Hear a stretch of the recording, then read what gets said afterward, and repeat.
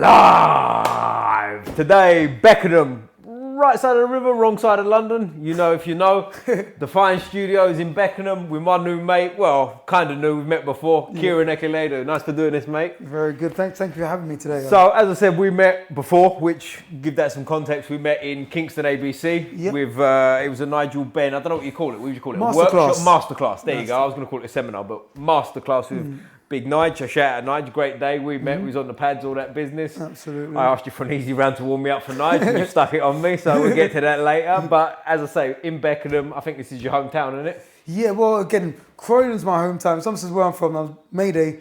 That's where I was born. Oh, mate, that's closer to home. We should have met over there. What are we doing over this part? But now, literally, I moved to Bromley 5 years ago because I wanted to be close enough to Croydon, but far enough from Croydon. So close enough is in terms of families who lives there, so still be there. But you know when sometimes you live so close that people knock on your door just randomly because it's just a do I know? do I know? I want it to be far enough out that if you're coming to see me, it's intentional, not just I just thought I'd just pass by. Yeah. So that's kind of... Not just don't just pass by and knock on the door. I don't need that. I'm busy. You know what I mean? I'm busy doing nothing at all. But anyway, let's introduce you properly, mate, because we've got 2 books behind us, which we'll come to at some point later. We've got the grip test, which is the big thing online. Everyone seems to be doing with you.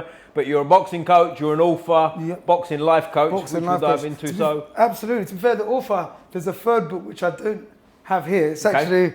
just over there. All right. But we could pull it out. You got it? Go on, pull it out. Let's see where we're at properly. There we go. So this last one here, this was actually the first book. Okay. And what's that this is what actually opened the door. door. Okay, cool. You look like you're about 12 years old here as well. That's why we don't put that one out as much anymore. It's almost like... in your little suit. There we go. So, before we get into that, because that's brilliant, that's made my day, that picture. But we go to, like, how did you get into boxing? I'm assuming you was a boxer yourself originally. 100%. So boxing, I got into boxing mainly at university. Okay. So that's where I officially got into boxing. So fairly late. Yeah. So I was like, 19 at the time. And how old are you now? 33. Oh, you're old, mate. It's hard to forget. You passed it. That's it. But for me, it was more like growing up. I'd started with judo as a kid, did the mini-mon competitions, all those. So Surrey, won Surrey championships, those things, regionals. But then afterwards, you get older, changed school, dropped it behind. But when I then got into secondary school, coming up towards sixth form, there was a boxing coach, someone who's one of those people who help out during the day, someone does the surveillance. They used to call it surveillant, because I went to a French school up in London. So basically kind of all right, that's a whole other story. There we go, do you know that one? But as in so just the assistant, the person kind of keeps an eye, make sure you guys aren't burning anything down or doing anything crazy. Yeah, I got you. So then he was a boxer. So he started running a little boxing class every now and again. So that was the first exposure to actually learning. I'd thrown punches before, obviously, street fight or just play fighting, shall we say. Don't want to condone street fighting. I was going to say, whoa. No, play family fighting. Friendly, bro. Absolutely. So it was just more about just play fighting growing up. But once I started doing that, I started doing more backyard boxing. Okay. So what we would just do, me and some mates, whoever's around, keep ourselves busy.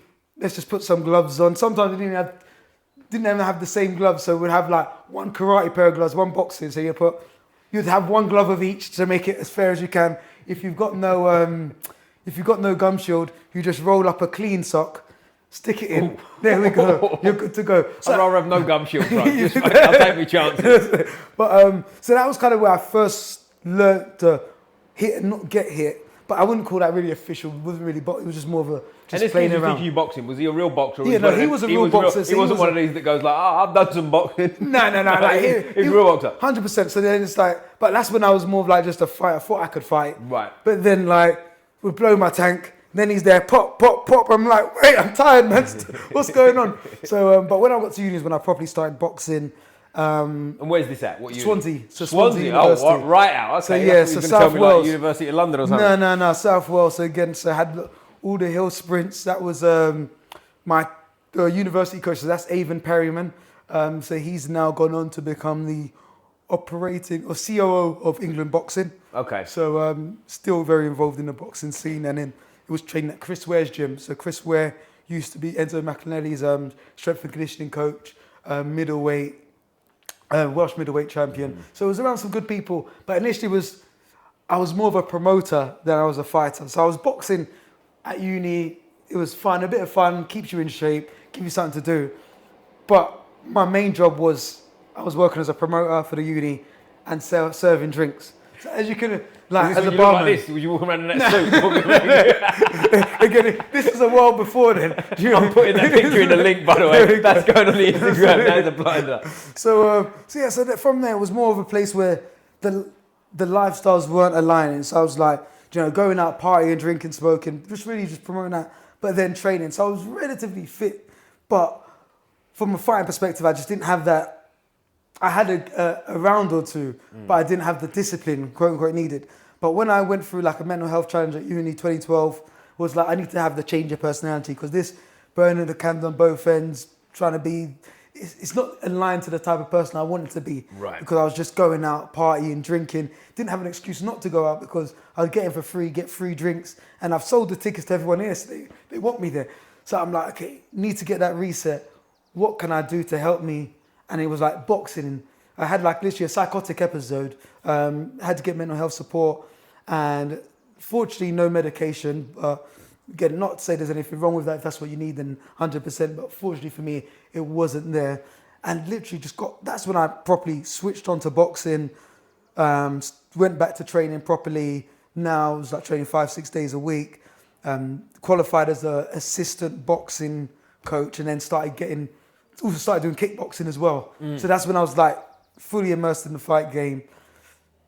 Boxing, kickboxing competitively, but coaching, boxing as well. And when you say competitively, was you carded up? Yes, I was carded up for the amateur club. Yeah, so you're properly doing it. So the only reason I say that is for anyone listening. Some people not that I'm knocking it, but like some people go, oh, I'm boxed, I've done this, right? And then they've done like a couple of white collar bouts, and you see some videos and you go, all right, man, all right, man, like let's chill out with you as a boxer, but carded up, like it's the real deal. So that was with Welsh boxing, carded up, went to Bucks, didn't get to win. So that's, those who don't know it, British University Championship. So that's when all the boxing clubs from the country can come together. Lost to the person who won the tournament. So couldn't feel too bad. Was it split decision? One of them vibes? I ain't going to try to spin it. The best man won. For me, it was more of like, it was the first time boxing someone who was that tall and lanky. He was like 6'3", at 67, under 67 kg. So. And how tall are you? I'm 5'4". Right, 5'4", boxing 60. So that's, you would have been short for that weight, right? I was short for the weight anyways, but that was cool. If you're 5'8", 5'10", don't worry, my power would push me through and I can take one. But that length, it wasn't even, it almost felt like, you just not, when someone's not letting you get into your rhythm. And especially then, this time frame, I would imagine the scoring was like old school scoring, right? When it was absolutely. Point system. Like it's scored a bit more like pros now, isn't it? But like back in the day, it was 1 point, 2 point, and a shorter guy had a hard day. There we go. So that's what we had there. Kickboxing loved, because obviously it was more of like, kickboxing / K1. So I'll do a bit, make it look like I'm about to kick, and then just come in and just throw hands. So that was where I really got immersed into it. Graduated from uni, I had to start making a living, got into recruitment, realised this isn't for me. And that's where I kind of got to meet a guy called Les Brown. It was like a personal development event. There was a guy there talking about, you write a book, change your life. But he's like, if you think you're not an authority, that's fine. Write a book, you'll become an authority by there. I'm like, ooh, you're onto something here. Where's my suit? literally. So that's where the first book came out. And then I started interviewing retired boxers, footballers and Olympians to understand their philosophies of success for sport and life after sport. Mm-hmm. So that got me back into the fitness industry, helping trainers become trainers. Sorry to cut, I don't mean to cut you off, but like, you never had the ambition of being sort of a world champion boxer? That was never in your psyche? No, I'd say in my psyche was more, I never actually wanted to become a professional boxer, but I wanted to be at a level where, if push comes to shove, I could. Yeah. I'll let you know. Choice. There we go, yeah. But it's not, because the way I looked is, growing up, even before the boxing days, for those, again, South London, should be a Palace fan, but my dad didn't get me in early enough. Chelsea was my team. So Chelsea. Well, I don't know if you've seen any of these. We always do that at the end, but he's already poked my ears up. Okay, normally, the last question I ask is what football team you support, and the right answer is Chelsea. But we'll digress. We'll come back to that later. Got you. So, but yeah, it was like Vialli. Vialli really inspired me in that player manager mindset. My thing was like, what? So you can play the game, and you can also be the leader and coach. Because not saying anyone can be a captain, but it's like, obviously, it's great to be a captain, but it's a different thing to be like a manager or coach and be a player. So that kind of really what inspired me and planted the seed. So even as I was boxing, I was more inspired. As I said, I was doing them side by side. So I was the active assistant coach at the club, but also, and treasurer for the club. So I was always into business as well. Oh, so you was the big cheese at the club. You was the guy to go to, right? There we go. But at the same time, obviously, I need to show, like, walk your talk. I want to lead by example rather than being that guy who's like, yeah, you need to come down and be like, look, no, do it like this. And then Nothing worse than a young coach who's got a belly on him, who don't box and he's trying to tell you what to do. No names, but you might know who you are. You know what I'm saying? They're out there, aren't they? You know what I mean? I don't mind if you're in your 50s or whatever and you used to box, but like, we all met them guys, right? They're 25 and they got a belly on and they're trying to tell you to box and you're going, bro, what do you know about it? Have you ever boxed? It's like, I get it. They know it by theory, but it's in practically. And I think boxing or combat, not just boxing, combat more than anything else, you have to have done it because that is one thing that grinds my gears. Is when someone's given boxing advice and I've seen this many fights. I was like, I don't care how many fights you've seen. If you ain't never done it, you don't know what you're talking about. If someone said to me once, and I think it's true, is like, I don't care how many swimming races you've seen. If you've never got wet, don't tell me how to fucking swim. And it's true. 100%. And it's true. And I think in boxing and combat, as I said, as a whole, if you've never done it, don't be giving advice out, man. Because as much as you think, I don't care if you've seen 1,000 fights. Like I think it was George Foreman once said it to Larry Merchant on air, didn't he? Do you know what I'm talking about? When he was like, Joe, I've seen it. He's like, you don't know boxing. He's like, I've seen this. I know boxing. He's like, you don't know boxing. You've never done it. And like, put him in his place. And I was like, you're right, you know what I mean? And anyway, we'll go on some rants, but this one's over for now. Pick up where we left off, mate. You was coach, you was treasurer, you was doing all this kind of stuff. Yeah, it's just treasurer, so always just involved there. And then after uni, like, uni was, again, one of the best times. Just Swansea too, Swansea, absolutely. Swansea. If you haven't been down there, check it out. Yeah. Check it. It's a hidden gem. It's not sunny much. Don't go there for the weather. If not, you'll be bitterly disappointed with the wind and rain. But from a training environment, like I remember there was a place called Constitution Hill, almost like 45-degree inclines, like just having to do sprints up there. Like no surprise why Kawasaki was undefeated. Like the engineering type of stuff, the training that they do in South Wales, just all over. You've got great training, but I find that in terms of their engines, the hills, the beaches, so you're getting those hill sprints, you're getting those beach runs, wind in your face, and yeah, just a nice change to London where everyone's a bit more like, who's that? Versus in South Wales, people are a bit more friendly, even if you don't know them. How you doing, mate? What's going on? But yeah, definitely. Like, and I used to do door to door on like, again, man of many trades. So on the summer holidays, I do a bit of door to door selling Sky TV. And do you know what I mean? At first, I'm thinking, I'm going to be going around to these valleys and places. Probably going to be the first black man they've seen at their door ever. But super welcoming. Everyone's like, oh, come on, but how you doing? So again, definitely recommend it. If you ever get a chance to go to like South Wales, Cardiff, Swansea, check it out. And you said to me before, you're going to do a Welsh accent on here for me, right? So now's the time, bro. But yeah, but continued from there. It was just the boxing. Came back, started helping.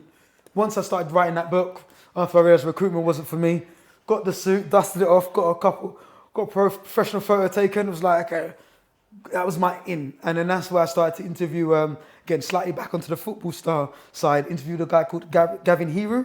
So he used to play for Crystal Palace. Got dropped relatively young in his journey, probably I think in his 20s, like a lot of professional footballers do. And to kind of go back a bit from there, what inspired the book is because when I was at the club boxing as an amateur, I'd see a lot of the pros in the club. Some of the pros doing really well, had businesses on the side taken off.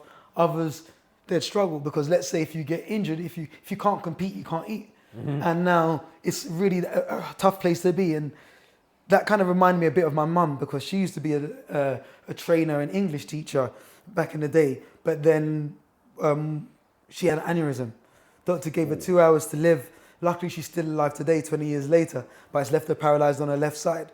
So that was kind of that wake-up call to know that most people's careers don't end that tragically as my mum's did. But all athletes, most people in their careers get to their primes in their 40s and 50s. If you're an athlete, you're lucky to make it to 30s. Unless heavyweight boxing's a bit different, but as a whole. Especially back in the day. Now it's a bit different, right, with the way people are living and stuff. But certainly, like when we was kids, we're similar age, but like when we was kids, a 32-year-old athlete on TV. I remember Thierry Henry turning 27 and they were talking about him coming into his prime. And I remember being like, I don't know, I was probably, how old's Henry? I was probably 13 or whatever. And it was looking at him going, oh, he's getting a bit older now. Now you look at 27-year-old and go, Jesus Christ, bro. So he's still a baby, come on. Still a baby. So it is definitely different now. But you're right. Like, and also professional boxing's a grey, what would you call it? Like a funny word, because you're a professional boxer, but some guys ain't pros. They've got a job. Do you know what I mean? You're a professional boxer officially, but like you still got to go work on Monday, and that's tough, isn't it? You know. There we go. It's a prize fighter, and that's something when it comes to professional boxing, because now that I've sort of written a 12 boxing principles of success and have had opportunities to learn from, a lot of the greats in the space, work with a lot of the greats from, like as you said, the Nigel Benn event that we were at, I was working with, James DeGale. Did some work with Floyd Mayweather. Again, not to name drop, but what? Not to name drop, but that's a hell of a name drop. That last one, wasn't it? Oh. Just a few again. When we're talking Floyd Mayweather, it's a bit up in the air. I'm hearing a few things in the again. Floyd's always I'm going to be a fan of his, but again, there's a bit of questions around the money side. That there's reports. But again, very recently come out and he's broke and all that business. There's stories of it. Again, no one's there to prove it yet. But where was I going with that? It's more to say that with football, let's say, if you're an amateur or an elite football, you're going through the academies, you're growing through it, and then you become a professional footballer. You've got support like the PFA. So these are places where they're going to help you develop after your career, where you can go to for support, for resources, because they know that you're going to still have to make a livelihood post your football career. There's those institutions in place to help those footballers whilst they're playing and after they play. And also the skill set you have as a footballer. Let's say you're an amazing person who can kick ball, can listen to your coach. When you become a professional footballer playing in the Champions League or in the Premier League, whatever it is, those are the same skills you need, just now at a slightly higher level. As in, let's say, boxing, if we look at the amateur boxing space, you're coming through the ranks, you're developing yourself. All you need to know to do is to box in a certain style to win these fights.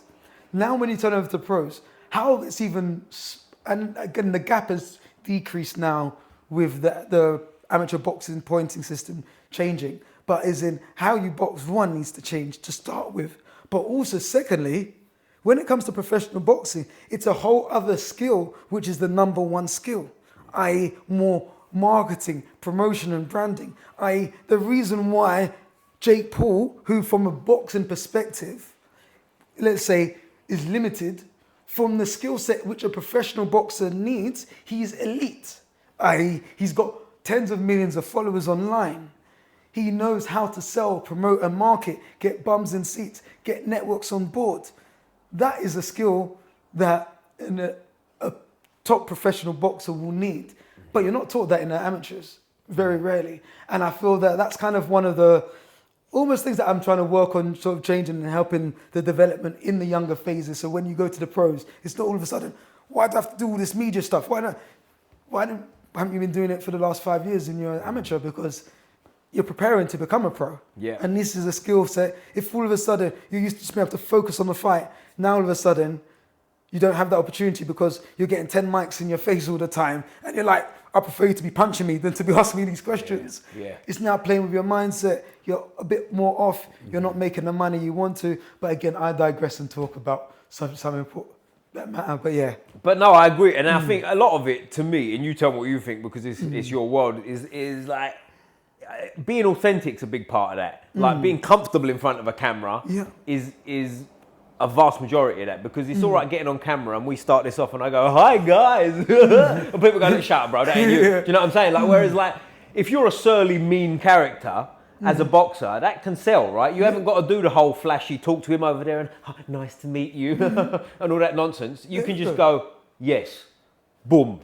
Someone asks you a question, no. Because that sells in itself. If it's authentic, do you know what I'm saying? Like, I'll give you an example. Conor McGregor, right? Yeah. How many people have you seen try and be like Conor McGregor? And you just go like, come on, man. Whereas like Mike Tyson back in the day, surly character, didn't really try and be a media personality, did he? Absolutely. He was so good and he was good enough, he was good enough, obviously, to just sit there and grunt and growl at people. Whereas some people might need a bit more. But True. like, but to add to that, add to your wisdom there, also there's parts that he was missing. He had support around, so he was the one there. But he had cuss around, being like, "My boy is gonna be the next future world champion. He's gonna be able to beat any of your guys." So that's still your promotion. It doesn't have to be you doing all the work. Again, the beauty of it is there's teamwork. But he still had that person. Yeah. And someone who I kind of wanted to include in that is like someone like George Foreman. Because once you've gone through the Olympics there, that's already your launch pad. You may not necessarily need the same marketability because you've got the promotion and you're going to have the team around you. But 90% of people who are going to be going to professional boxing won't have that. So I'm more talking for the majority of people who it's like, you haven't got going to be signed to the top 3 promotions when you first begin your journey. Right, you might be doing your cool shows on the, again, I don't want to necessarily name any of the lower promotions, but you know the ones where you're kind of building up your record, so to speak, having to sell tickets.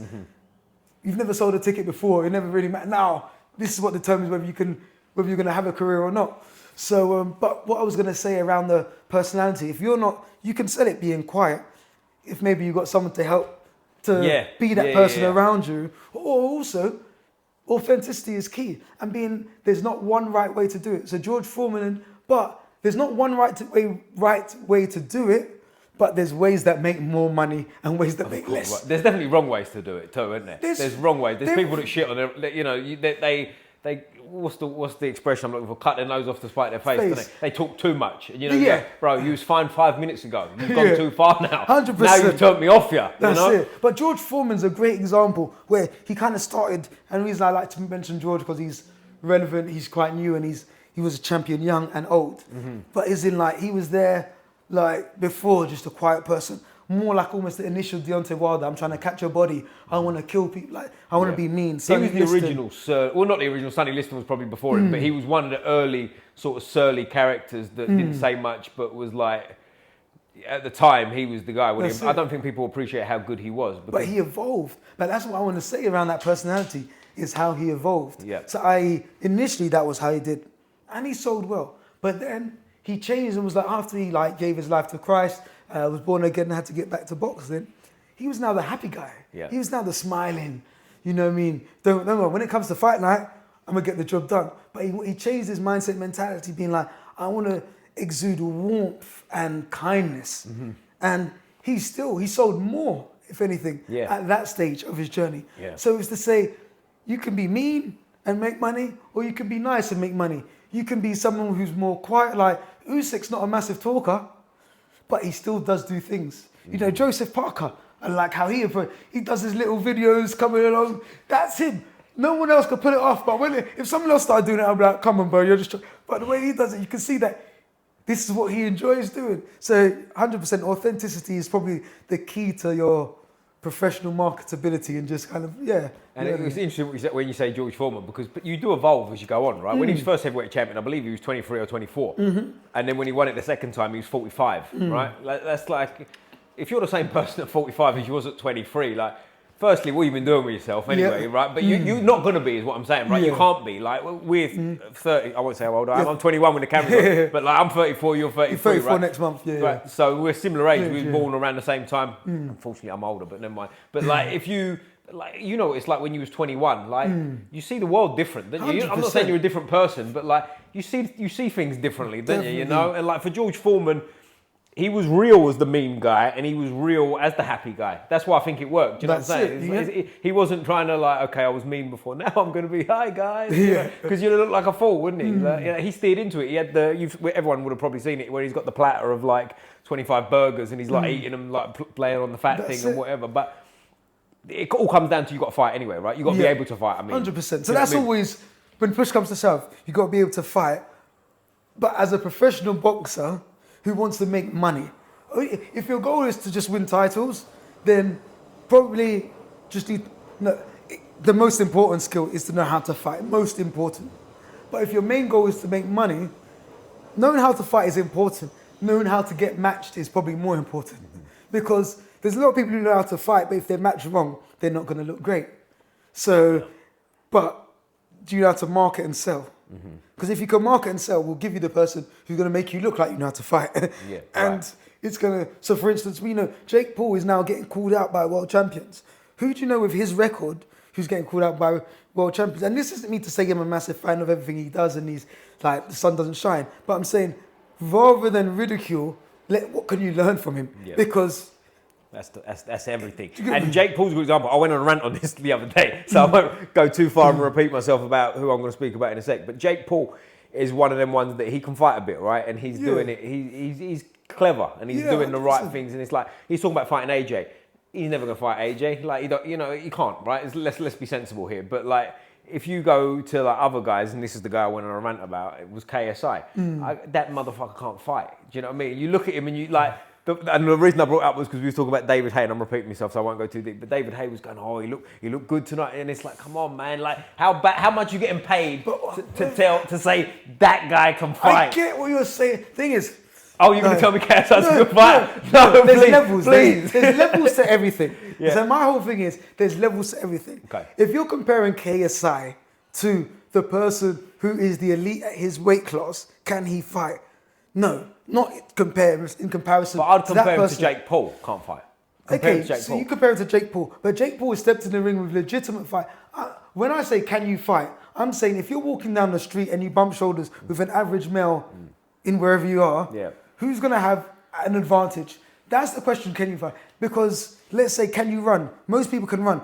Can you run in comparison towards the Olympics? Absolutely not. No, right. But you can still run. Anyone who's doing their park run 5K, they can run. But I'm not going to now say you can't run because you can't do your 5K in under 16 minutes. No, but it's a bit different though, right? No, but it's still the same because what we're saying here is you can't beat up the 0.1% of most dangerous people on this planet. Right. So because you can only beat up 95% of people on this planet, I'm going to say you can't fight. You think KSI can beat up 95% of people on this planet? I'm saying he's 85 kg.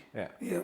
So from a size perspective, but here's where I'm going to jump in. Because like I'm Jiu Jitsu guy as well, right? Like I know, I know women that weigh 50 kilos that could beat him in a fight. If you want to go a real fight, do you know what I'm saying? A fight. We're talking bumping shoulders. A fight, yes, 100%. Okay, well that woman's probably elite at what she is. Let me go back again. Let's say 60 kilos. Let's not get crazy. Like 50 kilos is a bit much. But 60, 100%. KSI wouldn't stand a chance. But that's now you're talking about a trained woman who's probably elite and knows what she's doing. But the reason I say about the average person. But you said 95%. Okay, no chance. Maybe I'm giving maybe that's the big number there. No chance. But I've said people on the planet because now I'm talking about. If you talk about people on the planet, half of them are women. I'll give him 40%, and I'm being kind. So you'd say the average male. So you think the average male walking down the street who's not trained in any combat sports and has never competitively fought in front of people would be able to have KSI? No. But that's my definition of can But you fight. I'll go this far. I would say a normal amateur who's 16 years old, who's above 67-ish kilos would probably box him up because he can't box. I can see that. Do you know what I'm saying? I can see what you mean in terms of styles make fights and somebody who is he's terrible. The reason I say it to him, and listen, it's not like I'm shitting on KSI like I've got a problem. Like, God bless him. He's rich. He's living a great life, and seems like a good person. Do you know what I'm saying? I'm not trying, but like, and that's the reason I don't mind saying it about someone like that because he's obviously vastly successful in life. Do you know what I'm saying? I'm not picking on some tubby bloke walking down the street dragging his heels, but it's like. The thing, and it's not the thing with him because he knows he's clever. Yeah. It's the people that are out there. Like I heard someone on I don't know what it was. It was like in your feed on YouTube it pops up. I've got to seriously sort out my algorithm. But it was like some like they're interviewing people who would win in a fight, like KSI versus I can't remember. It was like Roy Jones in his prime, and like some people were thinking about it. And when you go like that's where I go. What are we doing?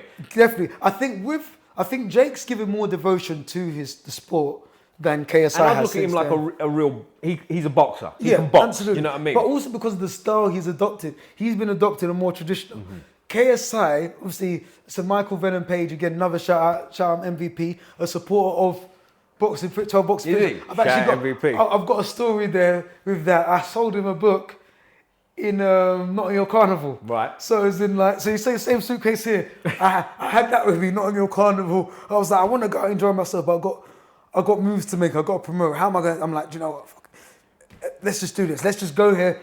Bring your suitcase. Suit on. We got to bring that suit back. That's going to be your trademark. You know, I want to see you holding pants in that suit.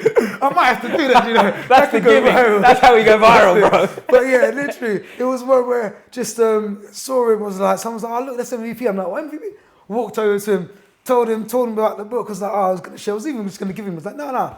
I want to buy it, man. How much? £20. Oh, I'm glad you said that because I was about to go. I was a bit tight when it could have given me. yeah. No, but he was like, nah, I want to support. But the reason why I put MVP into this one is because that has been is the inspiration from, like, obviously he had Vidal Riley as one of his coaches before, but I feel that MVP is definitely a massive influence on how KSI is boxing in terms of that downward side.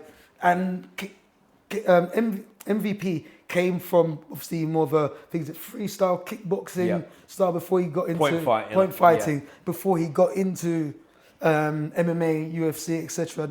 London shoot fighters. Now, would we say, based on his style of fighting, would we say that Michael Venom Page can't fight? Absolutely not. No, Michael Venom Page. Even let's say box, would you say he can't box? If no, he was to I'd say he can box for sure. Absolutely, but it's a similar style. So I kind of see similar style, but Michael Venom Page is a serious fighter. 100%. Yeah. But and KSI is a learning and he's a growing fighter, but I would still say he's a fighter. There's levels to everything. Because I tell you what comes to mind when you say that is styles. It's like I can pull some tubby bloke from the park, right? And he's never boxed before, and like I go to him, put your hands up like this and do this. You got the same style as Mike Tyson, bro. Do you know what I'm saying? But it's different if Mike Tyson then trained him. Right. If Mike Tyson trained him and then he started doing that, I'll be like, well, he's following this coach. Do you get what I mean? Someone else here, you'd look traditionally, you'll be like, come on, man, why are you doing that stuff? Yeah, no, why do you do this? I'm talking funny, right? I'm saying, like, when you say KSI, of course, like, when I kind of went, listen, the average man on the street, of course, he'd box his head off. That's not what I'm saying. The thing is, and the reason I made the comparison is because I think Jake Paul is, like, miles above them guys. Like, miles. Do you see where I'm coming from? I feel he's put the work and consistency in to boxing, solely boxing, to separate himself from KSI. KSI may be able to prove us differently in future, but it seems more of boxing is one of his ventures. Yeah, right. Amongst many, the reason I say I use him as an example because there's other people that are way worse than him that you could bring up. But it's like KSI is so successful in life and he's got his hands in so many different pies. It almost like, I guess I am knocking him, but I don't feel like you're knocking him. Does that make sense? Because he's still winning. Exactly, that's what I'm getting at. So it's like, I don't feel like I'm knocking him. Do you see what I mean? So that's why it's like... It's anything, I always think it's more like you're challenging him. You're always trying to say, like, look, I know you're... Like, hey, surely you're not suggesting that I could get in a cage with a KSI at some point, are you? You know what I'm saying? Let's say, because obviously your channel starts to build misfits, you know, obviously I was just having a chat with Carla earlier on today, she was coming out, and then she just ran because I mentioned misfits. But from there, like, let's say Mams is like, you know, Ollie, I've been watching your channel, I like what you've been doing, we want to get you onto the Misfit show. See, we'll throw a little 5 figures your way for the first couple of bouts, and then afterwards we'll get you onto the let's say you win the next 3 or 4, we'll get you a bout against KSI. You can show him what you've been saying. Yeah, I know. I hear you. Yeah. Would you be open to it? Yes, I will. Put it there. That's it. So it's like, so I'm saying, you never know what's behind. No, of course. Do you know, Deji got a fight with Mayweather after just one win. Do you know what I mean? 3 losses, 1 win. Yeah. So the world of combat is so wild, unpredictable, but it's the marketability side. Yeah. If you haven't got anything that's marketable, well, then it's just your boxing doing the talk for you. Also, as well, to clarify, I'm not against any of that at all. I wouldn't say I like it, but I'm not against any of it at all. And I actually think like these crossover fights where they fight real boxers could be a fun thing and a good thing for all involved if it happened sort of, you know, if you had a special show once every 2 or 3 years that was like the Misfits guys are fighting such and such boxers that are like, I don't know, British level or something. You know what I mean? And that I think is cool. And I don't have any problem at all with the Misfits. They're making money, man. People are watching it. Do you know what I'm saying? Where the issue I had and what I was talking about the other day was more like, I forget how I worded it. So, but it was basically like when you've got guys like the KSIs and they're calling, maybe not KSIs, not because I don't know if he's calling that real boxers, but like someone like Jake Paul's going, I want to fight Anthony Joshua, and you go, it's not going to happen. You can't do that. I get that, but then would you say? I'll give you an example. Expecting Mike Tyson? Don't get me wrong. I get where you're 100% where you're coming from. Yeah. But the way I look at it is, some people is, if I started to talk, and Elon Musk and Jake Paul are very different. So I'm not even don't want to compare, but it's more to say that sometimes people have got a different way of thinking. They're wired differently. His life is like your movies. You'd watch a movie. If someone said, "Oh, you're gonna do this, this, this, and this," people are like, "You're having me on there. Cool. Keep on dreaming." Well, his dreams, other people's dreams are his life. He's been able to turn a lot of what he says into reality. For sure. So as much as it sounds like a joke, it's a laugh, it's a this. Having world champions calling him out 3 years ago would be like, "No, you're having me on there." Yeah, but that's actually what real, and that's also, real life. The problem, I don't have a problem with any of it in terms of them. My issue with it is the culture around it, where you've got sort of like teenagers or young men now that are going, I wonder how Jake Paul would do against Anthony Joshua, and you go like, it's just like, it makes the whole sport look fucking stupid. I get it, but that's just misinformation, and that's been going on for time. What I mean by that, Sonny Liston versus Ali. Liston. Not from your casuals. These are from your experts. Liston. He got dealt with twice. Ali did it. And on paper, we'd be like, if someone was like, "No, Ali should be," come on, what are you saying here? Stop having me on. Like, what do you think about that fight? Was that legit? What, number one? Yeah. Liston versus Ali? Yeah, because you know the conspiracies around both of them, right? Like the people that say that Liston took a dive both times. Yeah, I heard about the second one. Obviously more than the second. On the first, I think it was more his heart got taken, similar to what Lomachenko has done to many a world champion, where like no one expected Uganda to be like, for me that was almost like not the beginning, but it was like best versus the best, because I was a fan of both of theirs. Their styles. You got the Ukrainian sharp footwork. The way he dealt with him was shocking. Do you know what I mean? I didn't see that. You know what I mean? The fight before that, was it Nicholas Sinclair? I forgot what his name is. Jamaican fighter. Jamaican guy who just stopped. He literally stopped everyone. All he was like, "Nah, I don't want to fight him anymore." So there isn't. That's enough of that. You know what I mean? You've got Roberto Duran, no mass. Yeah. So there is a part where you can get into somebody's head and just beat them that way. And I'm always on the side of, I almost like to be in favour of whoever. Like, how can I put it? If you were saying the opposite argument, I'll probably be saying the other side of things. Just to kind of give the balanced view of things. But it's because he died in mysterious circumstances after, didn't he? He died he died with massive amounts of heroin in his system, I think. I don't know the stories. Maybe someone can help me out. But it was like, if you don't look like heroin addicts, what I'm trying to say, big jacked up, scary guy. Like, that's not how someone who takes heroin on a regular basis would look, right? So like, I can't see that he would. And again, listen, what do I know about it? This is in the 60s and 70s, but like, do you know what I'm saying? There's a weird ending to that story, isn't it? You know what I mean? 100%. But it was more to illustrate. For definitely weird story, and there could be a lot. There's a lot that goes behind the scenes that we will never know about, or it's either whispers and then it turns out to be fact. Again, similar to COVID, but again, that's another story for another day. But more of a place to say that I like the question marks. I like people daring for the impossible. Yeah. Because it's one of those things that most of the things we see around us are from people who had a crazy, wild idea that no one really believed in. But then eventually now everyone becomes believers. So when you've got those kids being like, "Oh, who would win, AJ or Jake Paul?" You're right. It can be frustrating to some. But for me, I'm like, it means boxing's doing its job. Yeah. It's creating a conversation. Yeah, I can see that. Do you know what I mean? I can see that. On one side, you're right. As someone who's a seasoned, who knows the space, like, you would be like, what just happened there? But upsets have happened before. Even like when, again, bringing back to James DeGale, when I obviously did the masterclass with him, Ultimate Masterclasses at Kent Gloves. Shout out to Kent Gloves and Dave down there. After the training session, we had like a mini like interview kind of Q&A, similar to like how it was with Nigel, but we did it at the end of the session rather than before. So we were having a sit down. He was talking. He was saying like, look, when I went for my fight, it was 80-1. I was an 80-1 underdog for that finals. So anyone who read it on paper was saying that, like, that's what the odds were. So anyone who was saying that James DeGale was going to go leave with a world, and this person had already beaten James before. So on paper, 80 to 1 underdog over a day. That's more than the 42 to 1 against Buster Douglas and Mike Tyson. Well, I think James DeGale beat 3 people in the Olympics that had already beaten him before, hadn't they? Absolutely. Like, because Darren Sutherland, R.I.P., who ended up taking his own life a few years later, didn't he?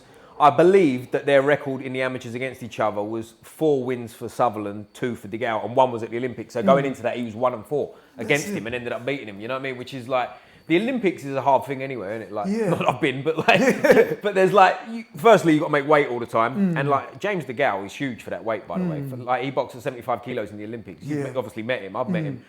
He's, for that weight, that's a big man, isn't it? Do you know what I mean? So the weight itself, you're battling that. That's you know what I mean? But that's kind of my thing where I always just say, like, as much as things may seem unlikely, this, that, the other, only time will tell. And that's completely agreed with what you said. If someone said, oh yeah, do you know what? Jake Paul's going to beat up Anthony Joshua, I'd be like, come on. Like, that wouldn't be where my money is. Not at all. Do you get what I mean? I'm confident that Anthony Joshua would. But only time will tell.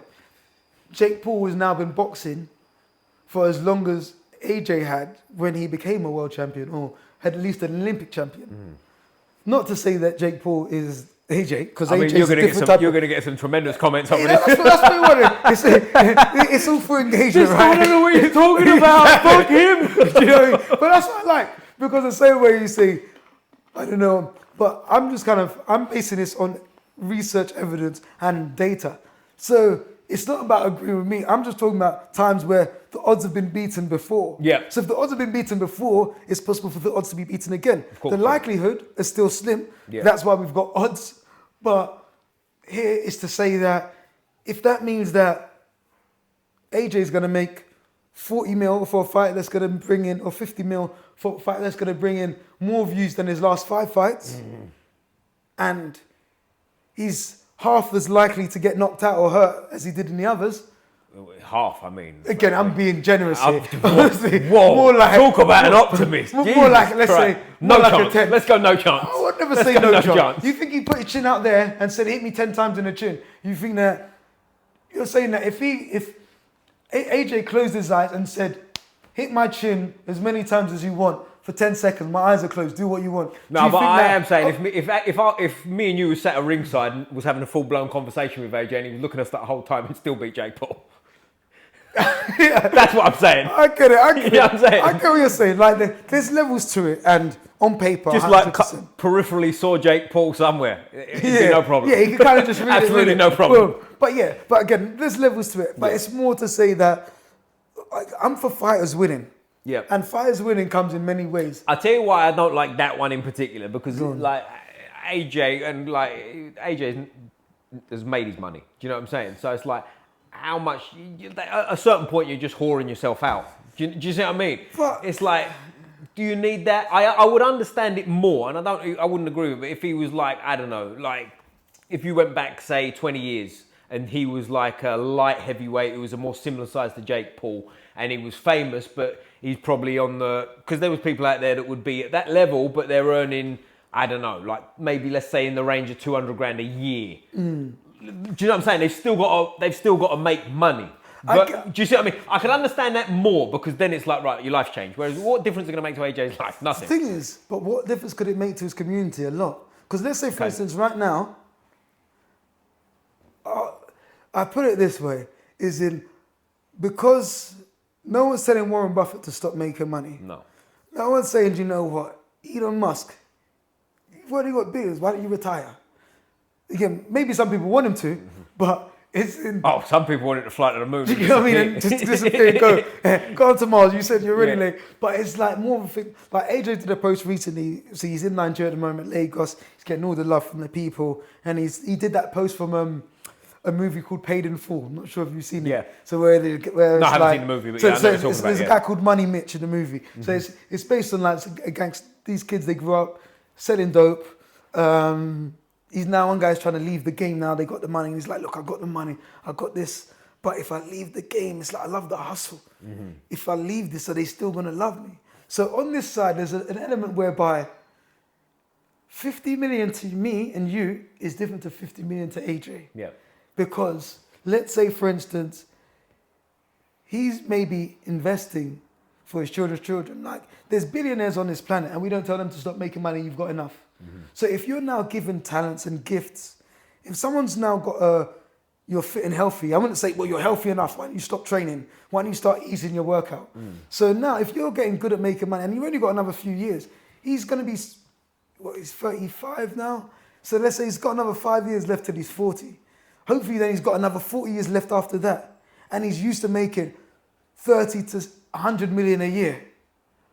Come 3 years' time, he's no longer going to have those 30 to 100 million a year skill sets that he's had now. So why not cash in another 50 mil for an easy fight? What, you want him to go to take on another champion who's like, he needs to find something else to do. He's still got a love for the sport. So I think sometimes we could be too harsh on those at the top. And not saying too easy on the ones at the bottom, but the ones at the top are just still people. So sometimes we look at them as almost like they're because of where their position is and status is, that they need to keep on going the hard route. But sometimes it's okay to have an easy touch. Yep. And if that easy touch actually makes sense, i.e. you're in a fight, and this isn't me saying, if you ask me what fight do I want to see AJ in, that wouldn't be the fight that would come on my list. But if they give you £50 million reasons why, I can give you a salute and say, fair play, brother, make your money. I know what you're saying, but I guess the argument to that would be like, well, how far do you go for money? Do you know what I mean? What would you do? How far? Absolutely. Would you? Okay, here. I'll go through like some examples. If me and you were sitting in now, we'd do a photo shoot just like this, sat in our clothes, 50 million, easy, right? Take that easy. Okay, cool. Now do just in your pants. No, do that, right? No problem. Cool. Now take all your clothes off. Now as you take all your clothes, take all your clothes off and we'll have a cuddle while we do it. Do you see what I'm saying? Whoa! What happened here? You know what I'm saying? Do you see what I'm saying? There's a line, isn't there? You know what I mean? It's like, where do you draw the line? And I guess the argument, and the reason this is in my mind fresh, I don't know if you've seen the clip, it won't be last night when this comes out, obviously, but Chris Eubanks Senior. Have you seen he's doing a walk with Michael Watson? Yeah, the one I'm talking about. Have you seen the interview of him? Yeah, which one? Because I've seen that. I watched them all. He gets a bit emotional in it, IFL, he tears up. Was it on IFL or the one on Seconds Out? Both, I've seen both, yeah. Because there's slightly different content exactly, on each one. Different content, but exactly, that's exactly what I'm talking about, both of them. So I'll get confused with which one. But he gets you've seen them, right? Yeah, I watched them, he gets emotional and whatever. But he makes a point, and a part of, when I listen to him speak, I go, you know what? Part of him bang on it. Not the piece about the weight and the fight shouldn't happen. I don't agree with necessarily, because I think, you know, fighters go different weights and that's all fine. But what he was saying about, basically talking about honour and how a warrior should carry himself and how he slapped his egg, I'll never be in your corner. He's talking about his son and all this kind of stuff. Part of me goes, you know what? Chris is right there. Do you know what I'm saying? And it's like, and again, not about the weight thing, because I think like fighters are welcome to go up whatever weight they want, right? And they're grown men, they can decide. That's how the pound for pound list even began. Exactly. Because and I've got no problem with people going up and down weights. And if you're a grown man and you sign a contract, you signed it, right? If he's got to dehydrate, whatever. Chris Eubanks Jr., I'm jumping around a bit, but Chris Eubanks Jr. made an interesting point about the Conor Benn drugs testing. And I'm not saying whether he did or he didn't take drugs, Conor Benn, but he made an interesting point about how he said, if someone held you down against your will, jab the drugs in your arse, it's still your fault because you're responsible. A part of me goes, he's got a point there as well. Do you know what I mean? 100%. So tying it all in with what Eubanks Senior's saying, and like the AJ and the Jake Paul and the Misfits and all this kind of stuff, I do think that it should be put at a premium the way you carry yourself. Do you see where I'm coming from? I get it. And I feel that how you carry yourself in terms of like, because I'm a Eubanks Jr. fan. I'm a Conor Benn fan as well, but I'd say between Eubanks Jr. and Conor Benn, I've probably watched more of Eubanks Jr.'s ascension. I'm the same, yeah. And again, we're more his age, right? Yeah, there we go. That's it. And then now, with let's say, I just think Chris Eubanks has got Senior. That is, he's got a unique way of looking at things, and he's got his own code, and I respect him for it because he's his own man, and I like how he conducts himself in general, but also he's had a hard life in terms of hard life, like, and in terms of he's gone through a lot of trauma. I don't want to speak too much about it on the video, just being sensitive to the situation, so to speak. We don't have to mention it. He spoke about it publicly. He spoke about it 100%. Right? So we don't have to. And it's. I think a lot of it's happened in the last few years as well, That's right? it. And there's a reality also. Well, not to cut you off, I'll let you keep going. But it's like when you've been punched in the head an awful lot of times, that can have repercussions for yourself. The way you view the world down the road, right? Because the amount of times I've been punched, like Tony Jeffries, the Olympic boxer, not to go off on a tangent, but he put out a thing once where he said, like, on averages, the amount of fights you've had, the amount of spars, and he just came out with like an average number, I forget what it was, of how many times you get punched in the head. And I did it for myself. And you look at it black and white like that, how many times you might have been punched in the head. You go, yo, do you know what I'm saying? Like, it's repercussions down the road. But like going back to what you're saying with his view on the world, there's a lot of tragedy there. Absolutely, and I think with that, he's going to maybe make you want to sink your teeth in a bit more and say, no, I don't think this is right. The tragedy, but also the honour. So, for instance, like I also watched, I'm not sure you know, Cool with Eubanks. Cool with Chris. I think he's got the Cool for Eubanks. Cool for Eubanks. Yeah. So that on. I've sent him an email. Don't worry about that. Oh, okay. But it's like I like it because he was talking about, obviously with boxing, he wants to make it elegant, and also from making it elegant to like outside of boxing, ballet and gymnastics are the things that he loves, just the elegance he was trying to make. So I feel the reason why I was mentioning that is more of, there's a certain conduct and way he likes to hold himself and what he sees as good and acceptable for himself. And so therefore for his son and for those. So if you're not living up to those standards, expectations, he's going to say something about it. He's not someone who's going to hide his feelings towards it. I'm not saying it's right, but that's his viewpoint. Again, in general, the slap with an egg, is it something that I would see myself doing? No. But I haven't been in Eubanks Jr.'s shoes. I haven't had to go through that trauma. You didn't get pushed twice in my chest when I'm trying to make weight in these other places, seeing you. So I don't have that same feeling towards Ben. So that's why I wouldn't. The same way there's sometimes where you think, if someone did this to me, I'd deck him. And to some degree, someone could say that you're right to do so. But then another person will be like, I don't agree that that's the way. You may choose to do that, but that's not the way I would have dealt with it. Yep. And at the same time, someone pushes you or someone pours a drink on you, all of a sudden you want to kick off. Someone pours a drink on you, and then you're like, hey, sorry mate, you just poured a drink on me just to let you know, careful with your drink, you might lose it. You might even make a joke of it. The one person who came back and said, look, you poured a drink on me, I've got a problem here. Versus the other one who made light of it.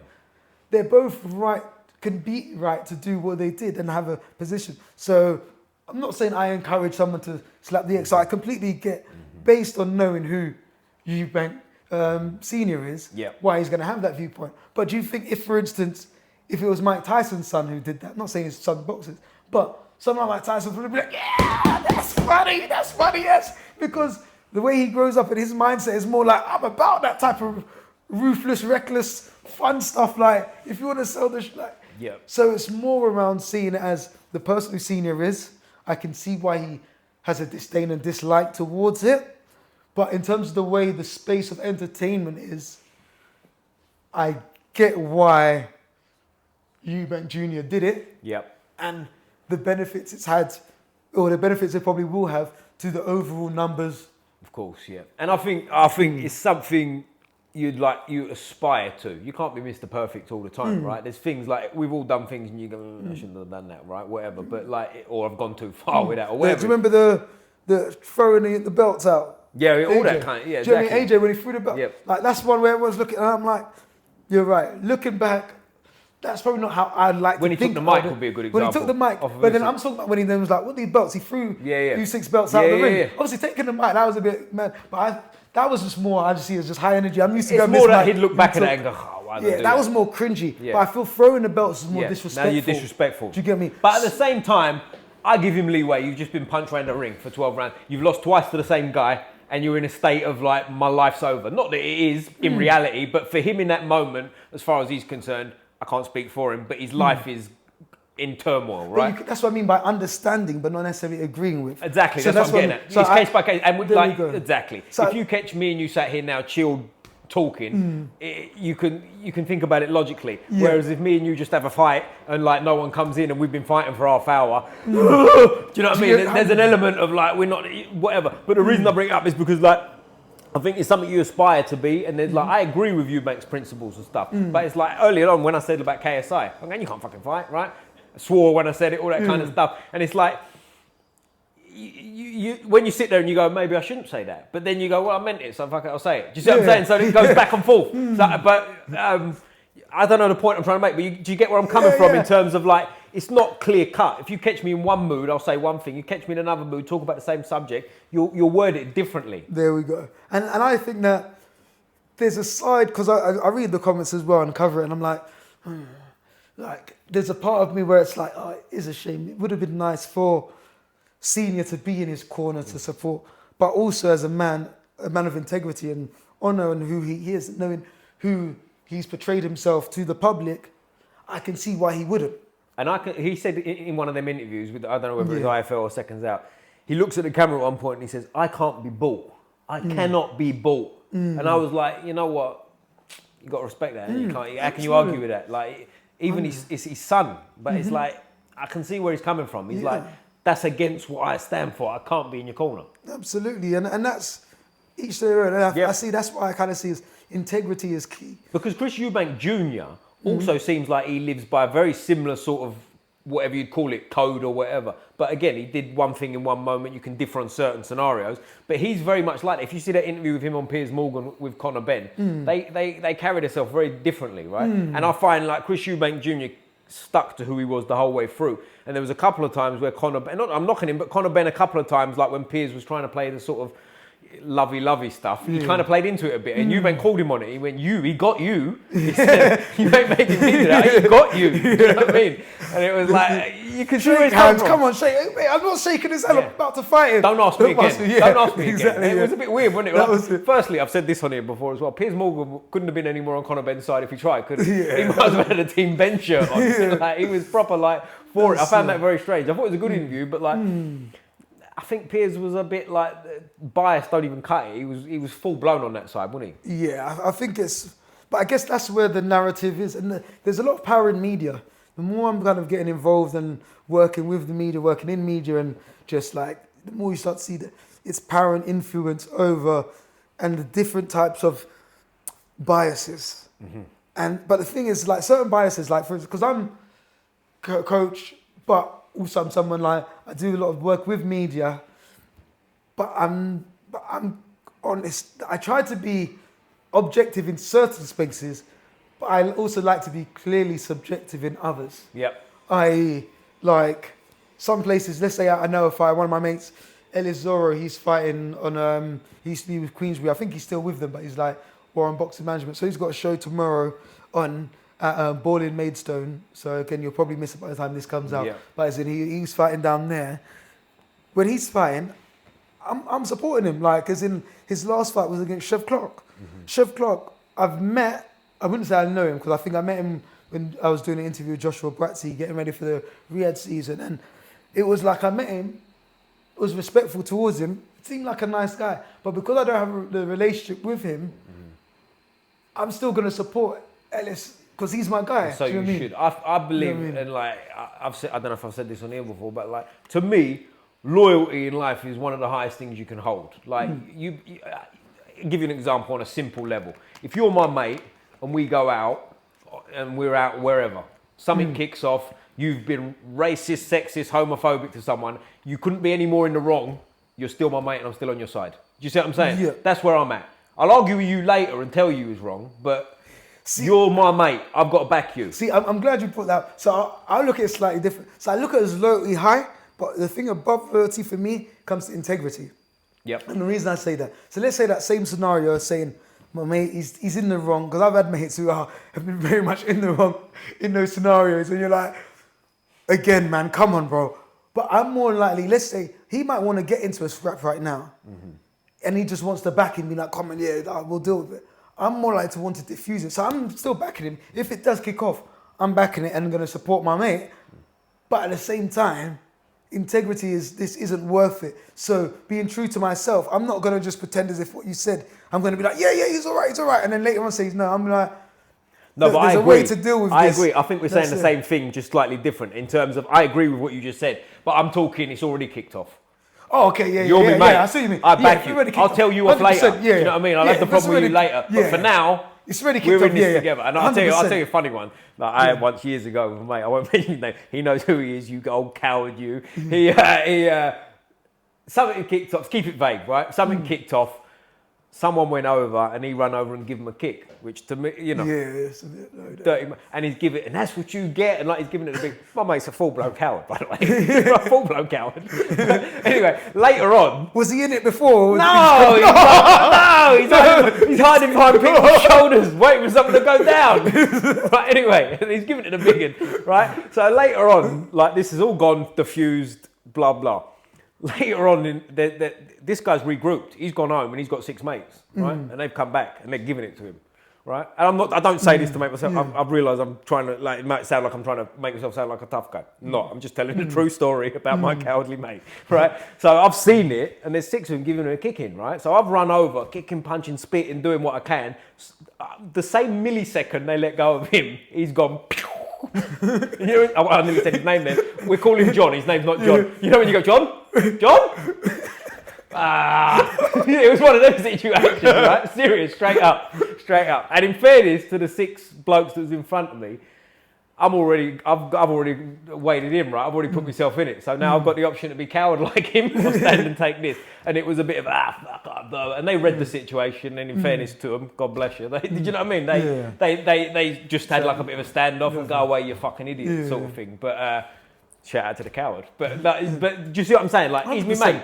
There we go. So it's like, with Eubanks, I know we're going round in circles here, but with the Eubanks thing, it's a hard one because in a lot of ways, it's a sad situation, isn't it? Like, how good would it be to see him there? It would be great to have him there. It would. I'd say it would be good from Eubanks Junior's perspective and for the event's perspective. It would be great with both fighters walking out unhurt and safe. And by the way, sorry, just to cut in, like, as I said, we're recording this obviously the way we're speaking before the fight. This will come out after the fight. Okay, so it'll be like, we'll see how smart we are or ain't, right? Good. Like, So let's say, for instance, if both fighters leave the fight okay, healthy, for the event, it would have been incredible.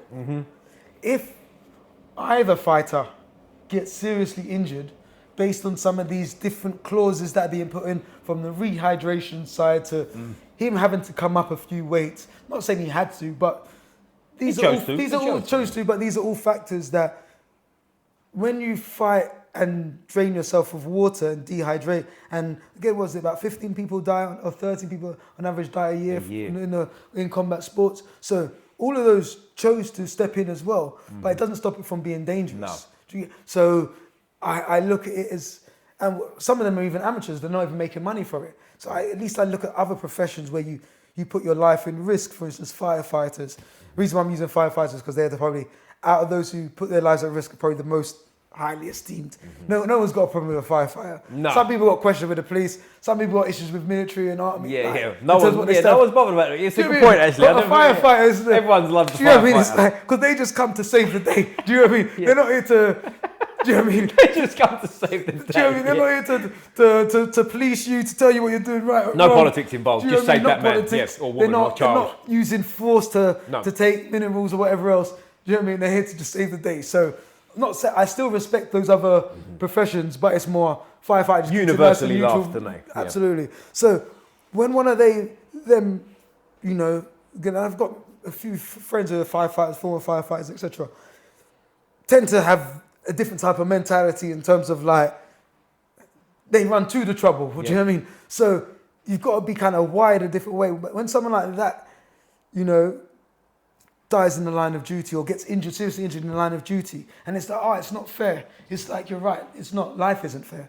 But they made a choice and a decision. But at least they're getting a return, a financial return on it.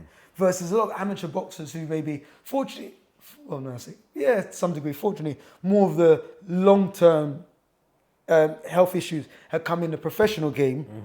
But even, let's say, for instance, amateurs still get injured. I think there was one one of my mates went to a show a couple of months ago. He, I think somebody died in the ring there. On an amateur show. On an amateur show. And it's like, literally, there, you're putting in all this risk because it's in you, but you want to test yourself. Not because you're trying to die, but you still know the risk. So you're kind of in there, like when I was in boxing, and that's why I don't just spar willy-nilly as much. I still always like to train, I like to sharpen my stuff, and I like to do controlled moving around, this, that, the other. But because I'm not competing anymore, if I was competing, then yeah, cool. I need to get used to the fire. But as I'm not, why take these knocks to the head? Because I know I can take them, I know I can give them. But me giving you heavy knocks and like trying to break your spirit to the point, I prefer you to break you from technique and just because you know you need to improve on skill than the point where I've just given you a hiding to your head, which you may not recover. So I say that to feel like I was going round, but to more say that the Eubank Ben fight, I'm happy with Senior. Based on what Senior said and his issues with it, I'm happy for him to do what he feels is right to him. Because I see it as we've all got our own path and our own mission to walk. And a lot of us, again, me included at times, tell people how we think to best live their lives. Yet there's a lot of things in our own lives which we know that there's better ways we want to live it, but we still don't. Yeah. But I think knowing and striving for that is the battle, right? Because you can't be perfect, but you can try. True, but sometimes also... I don't want to be turning this into a self-help book or anything, but that might be the next one if we can dust that suit off. Yeah. Definitely. We'll have to do a second episode. Not only you in that suit, I'll get one too. Oh yeah, that we sure. Do you know, funny quick story about that suit. I had to give it away in the end. No. Between that suit and the next book, I added on over 2 stone. So literally, I started working in the city. Got caught up in the city lifestyle. So let me see if I'll find a photo of it. Next time we do it, we get a suit. I'll wear one that fits, and you get one that's 3 sizes too small. But just to wrap up the Eubank thing is like the only problem, or the Eubank Ben fight. Sorry, the only issue I have with any of it is not. I'm not talking about the stuff around it. I'm talking about the fight itself. That's when I got. Picture. Oh wow! You put how much you say you put on? So I got up to 84 kg there. Whoa! Yeah, we put. I don't know if you can see that on there. We get that close. If it's not clear, we'll try and get a link in it. Yeah. But that's you put on some proper weight there. So when I got to there, that suit wasn't fitting anymore. So I just gave it away to my little cousin. Was like, look, you can have it. It's gone. But it's still in the family somewhere, so we can get it. And when you're like mega famous, it'll be in the museum. There we go. That's it. Hopefully they kept it there. But yeah, when I lost it again, I was like, wait, I should have given it away. It would fit nicely. And what was you 84 at your biggest? Yeah. And what are you now? Now 67, 68. 67. So that's a massive difference, isn't it? Jesus Christ, like to cut that. But just like as I was saying with the thing, not the antics around it. I'm talking about the fight itself. The only issue I've got with that is the rehydration clause. That I go. If you're fighting Conor, from Conor's point of view, if you're fighting a middleweight, fight a middleweight. That's it. No stipulations, no nonsense, don't drag him down after. That's my issue with it. I go, if you don't like it, make him fight at 157 like you tried to before. And let him weigh what he wants to fight. If he's made the weight, to me, why are you making him... Do you see where I'm coming from? I 100% see where you're coming from. From a perspective of making things fair, I agree with what you're saying. Yeah. In life, that's not what most people try to push for. Eddie Hearn has already said it, as his promoter, his job is trying to give us as many advantages as possible. This is just another one of them. Do I agree with it? No. But do I understand it? Absolutely. Yeah. The same way, for instance, Floyd gave Canelo a rehydration clause. At the time, I was too young in the sport to really actually know what it meant. But now when you look back at it, did that potentially help Mayweather? More than likely. Now, what's done is done. Yeah. Like Canelo doesn't go back and say, oh, but because of the rehydration clause, this, that. Hey, it was just the lesson he got. So with these things, I just see it as, do I agree with? No. But do I understand? Absolutely. But a lot of things that we understand are things of what make things dangerous, and what makes things is where the real world we can understand, but the real world is far from fair and far from nice. That's it. There's a lot of beautiful things in it, but there's also a lot of darkness. There is, yeah. And with boxing, it's one of those, as much as it is being a beautiful sport, it's a sport built on pain and suffering. Yeah. On both sides, winner or loser. And that's kind of why I love boxing so much, because it's a great life lesson. Sometimes you can win, but you've got some battle scars to have got there. And well, they said that about Eubanks Senior when he fought Michael Watson. Like, obviously, tragic, whatever happened with Michael Watson. Apparently, Eubanks was quite close to dying himself that night. You know what I mean? If anyone's ever seen that fight, watch that fight, because it's a mad fight. I'm assuming you've seen it, right? Like, Eubanks getting a beating for round after round after round, but pulls himself through it, and obviously the tragic outcome, really, innit? You know what I mean? But, like, listen, he took his lumps that night, you know? But with him nowadays, talking about like this and that and his son and stuff, he's got Harlem obviously on the thing. Harlem Eubanks doing well. He's still undefeated, I believe, right? I think he's 19-0 as we're recording this, maybe 20 now. It might be 20-0. But he's, you know, that's who he wants to fight Conor Benn, right? And it's tricky, isn't it? Because they're the same weight classes, and I think when he's saying this as out, well, again, from how it appears, for love for Ben as well. So he's not just saying for love for Chris, but he's saying it for love for Ben. But have you ever seen Harlem Eubank in person? No, I haven't. Very small man. Like, you know, like he's like for welterweight, very small. Like, and like compared to, I've never met Conor Benn, but I would imagine that he's small for that. Like compared to other welterweights, I don't know if that's a great fight for him. Not saying that he's not talented and he can't beat him, but do you know what I'm saying? If we're talking about size, I look at that and I go, well, there's a big size difference there. But the same weight though, right? If they're the same weight class. But if they are. But if you say Ben's going to fight at 160, they're the same weight class. Do you know what I'm saying? So it's like what's the same weight class? But it's more of the talk of, and with this, it's what I'm saying. I'm not saying it from right. It's more looking at it from the angle of, I see where Chris is coming from. Because what with his thing is, let's say for instance, he's saying you're coming up to fight my son for this one fight.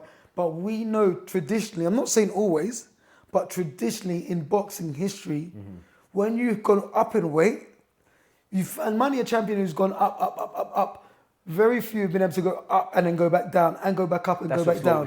Roy Jones is the one that comes to my mind straight away, right? Roy Jones ruined himself going back down. Absolutely. And so with that in mind is the reason why he's saying, why do this to yourself? Yeah, I can understand. You're already on your journey. You've got a good career future ahead of you. Just for the money is why you want to come up to fight my son and then drop back down. You've got world champions opportunities waiting at you at 147, 154. Stay there. I hear that. So I'm not saying that I like. No, in this case, I want to see the fight. To be fair, I'm not going to pretend I want to see the fight because I think this is more than money. Storyline. Yeah, this is more than money. Forget money. I know they're going to get paid a ridiculous amount of money, you know. And I've never got a problem with a fighter earning any amount of money. If every fighter earned 100 million for every fight, I think they deserve it because of how hard it is. But the storyline, I think, with this one, so of course, powerful. this is different. This is not about money. Do you know what I mean? Let's be honest. If you took the money away from these two, I can't speak for them, but they'd still want to fight each other, right? Like, because this is legacy. This is different. Because this is almost a fight in. I'm trying to think. So you know, like, I'm trying to think of like, and with this, I have to add this with a pinch of salt because with the initial person I was thinking was Spence versus Crawford, but when I say there's levels in terms of abilities. You're right. But let's say now, Spence versus Crawford, they fought. Because again, let's say they're in America, they're like. In my mind, they were like two of the hottest welterweights. Yeah. See, my man's come up the weights. Is in Crawford's come up the weights. Spence has been there solidly, but that's where they are. Then they had the fight. Crawford's dominated. But it's a world title fight. Let's say now in a year or two, they have another world title fight. So two people to have two world title fights years apart is already quite a rare entity. Two elite fighters fight for world titles. The first fight was for, what was it, Ben's title. The second fight, it was a unification. So now, that opportunity for the Eubank and Ben, that is already rare. Now when you then add in their sons, both being top 10 world class in their distinctive weights. So for two kids to fight each other, whose fathers fought each other at world level, when those kids are actually, when I say kids, obviously, Eubanks actually older than me, but as in the kids of their fathers, they're always going to be their children, their father's children. So those kids to then be fighting each other at, when they're both in the top 10, so to speak, respectively, that in itself is something that you'd read in a manga or an anime. Like, it is, yeah. it's in like... It's almost like unrealistic, isn't it? Yeah. Do you get what I mean? Like, how would you line It's up like the a next Creed one? movie where you roll your eyes. Do you get what I mean? Yeah, that's what it is here. Because you've got two fathers who were both the man back in their day, fought each other, built up. Again, it's probably, if you were to say, ask the average person above the age of 40, name me 5 fights that you remember on British show. That's the first one they made. Do you get what I mean? For sure. And now we're talking about, and 40 years have passed. So that itself, their dads did such amazing things, incredible things. But then for the sons to now have an opportunity to align, to create this type of, I can see why they're like, do you know what? It's never been done before. It probably won't ever be done before. Again, and with boxing, a lot of boxing, in my book, I talk about the principles. Principle 12 being legacy. This is building more of a legacy for them than pretty much a world title with, because there's already another 40 world champions currently across the four belts plus the Ring magazine, and then if you add men and women, good 50 plus probably world champions. More, it's got to be more, right? How many weight divisions? I think there's 17 weight divisions in there. There we go. 4 in each division. So, do you know what I mean? Those numbers add up. So that's already, we're looking 100, at 68 over 100, there. Yeah. So, and then, plus the men and plus women. The women, so it's over 100 world champions. There we go. But 2 sons in a top 10 place fighting their father's nemesis, who was also a world champion. These are things that only God can align. Like, it's just, it has to be just, everything had to align up for something like this. It's special, isn't it? This is special. In case anything like I've said makes it feel like where I stand on it is confusing, I'm 100% behind the fight. I want this fight to happen. I think fights like, it's special, innit? Do you know what I mean? This is more, it's legacy. This is everything. And sorry to interrupt your wisdom there. Only thing I'd say that I'm not a fan of in the whole fight, because even the egg, I'll be real, I do like the respect, this, that, the other, and that's not how I would like to ever conduct myself in any of my press conferences, or would I want my opponent to conduct. I wouldn't want to be slapped with an egg, let's be real. But I think that is still an element of the entertainment side. And the reason I don't have so much of a problem with it is they're fighting each other. There we go. It's not like he eat his mate or eat his brother. They're fighting each other. So it's more of a, I'm not sure you should have, but if it's going to get you both paid more, then I'll kind of just support it. And I've watched it enough times that I liked it. But the rehydration clause, because that's where now we're talking about health and safety. I'm with you 100%. That bit. That's the bit I don't like. But it's still going ahead with that, and it will. But that's not a bit I wouldn't say. I don't support that. I understand it, but I don't support that. But from the what fight I itself, I understand, support. from what I've heard, and again, this is second or third hand, and I'd never say who told me this, but someone who might be in the know a little bit with it is that Eubanks doesn't rehydrate that much anyway. He's making a thing of it to get into the other camp's head. In reality, them 10 pounds that he's allowed to rehydrate, he doesn't put them on anyway. I get it. It's not far away from one of the titles limits anyways. Was it like 13 pounds or something that another place has? So I get it, but there's small differences. Yeah. Sometimes it's like, okay, so there was a story, I'm not sure, again, it's going to go into that self-help, personal performance style again, but the England cycling coach. So I think there was a couple of Olympics ago where England were just like cleaning up. Cycling as in velodrome or like Tour de France style? More velodrome, Olympics. The one that's inside, yeah. Inside, yeah. So they became like an unstoppable force in England. Globally. You're going to talk about drugs? No. We're not going to go that far. Hey, a good chemist. Yeah, I got you. Move on.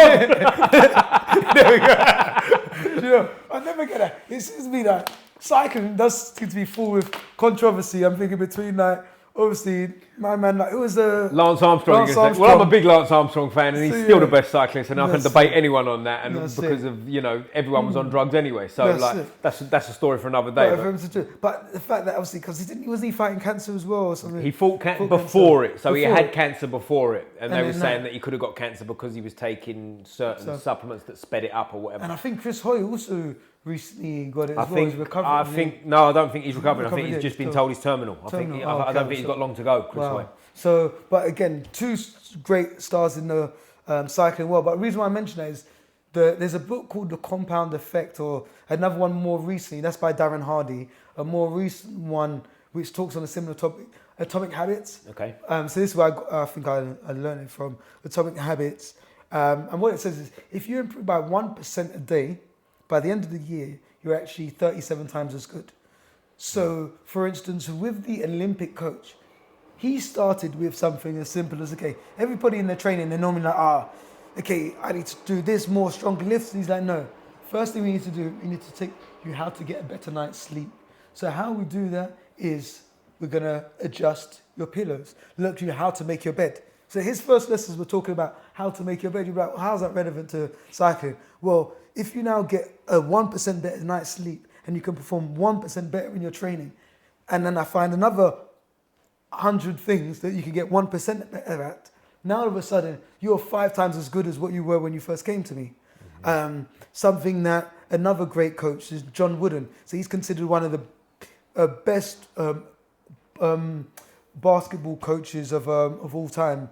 Obviously, college basketball, that is, based in America. He's got a great book called Leadership. And what he spoke about is when he works with his basketball players, the first thing he teaches them is how to put on their socks.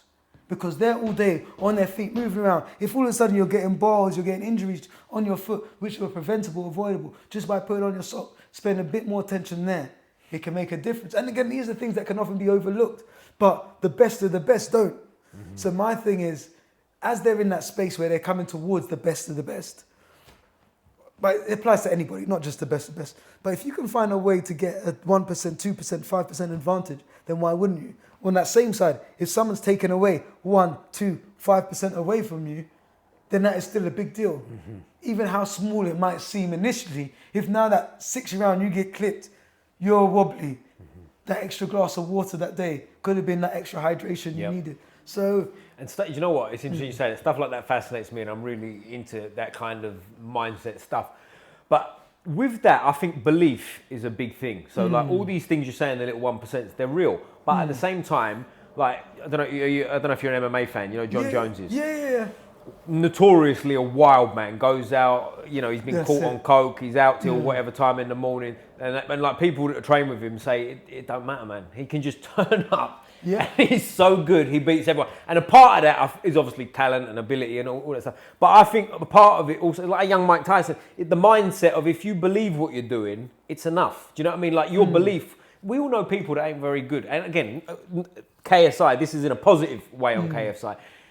Limited ability, and Jake Paul may be a better example, but they've got so much self-belief that it makes them more than what they are. Absolutely. And I feel like with all this, like we said, sleeping and stuff like this, it's you can go too far that way as well. And I don't know what your experience with that is like, because I've been around people that you turn up to training, they've got the supplement bag, they eat nutrition, they're timing this, they've got the heart rate monitor on, they sleep 25 hours a night, they turn up and they're average in the gym. That's you know what I mean? We call that all the gear, but no idea. Right, but it's not like it's not even that they're bad. It's just that it doesn't have them anywhere else. Versus some guys, 3 hours sleep out the night before, but they just like it works for them. And if you believe in it, it's like boom. Like John Jones, like the stories of John Jones, like is incredible. But with John Jones, it's interesting as well because he did also say he used it as a crutch. Yep. I.e., he would do that. So in case he did get beat, exactly. He now had an excuse. But that's to the mindset thing, 100%. Right? 100%. Because he's free in there. He's like, I've already got an excuse anyway. So fuck there we go. I'm now I can just give him my all. And I think there's something to that. Like how many times I've been like,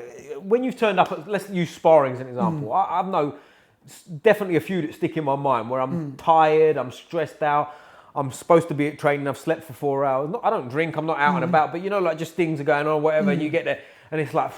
And you turn up and you're like, oh, but because you're almost like, I know all that, whatever, I'm just going to go and do my best. And you get inspiring and that's your day. And you're just like, today was the day. Yeah. And it's not obviously not sleeping enough and being stressed and not eating right is not the best way for that. But the freedom of like, I just, whatever.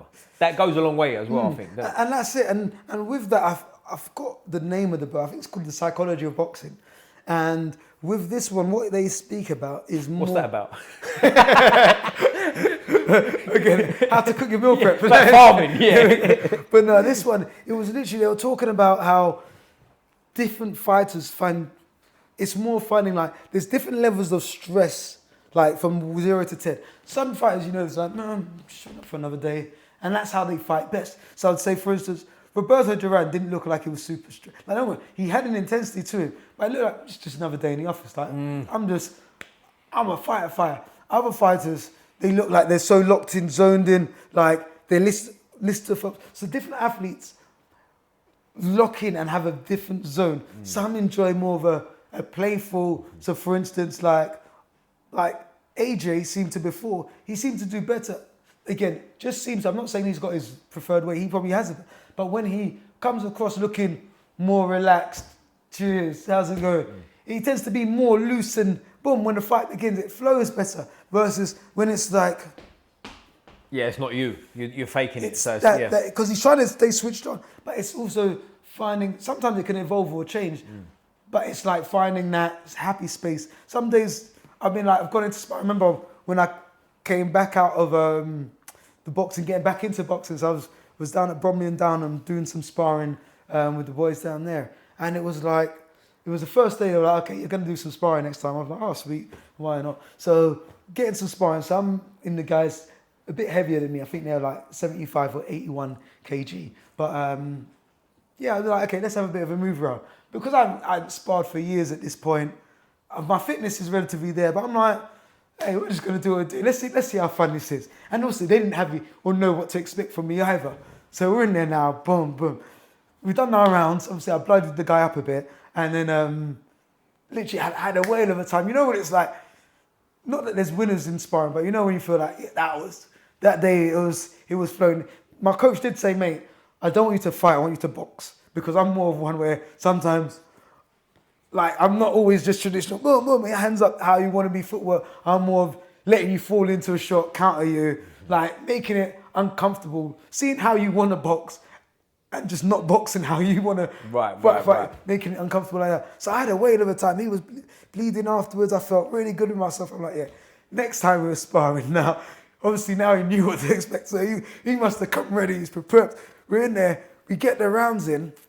And I'm like, he keeps on getting me like, now I'm like, I'm more wired up. I'm like, yeah, no, I need to maintain this dominance. I did well last time. Now, I'm putting more pressure on myself.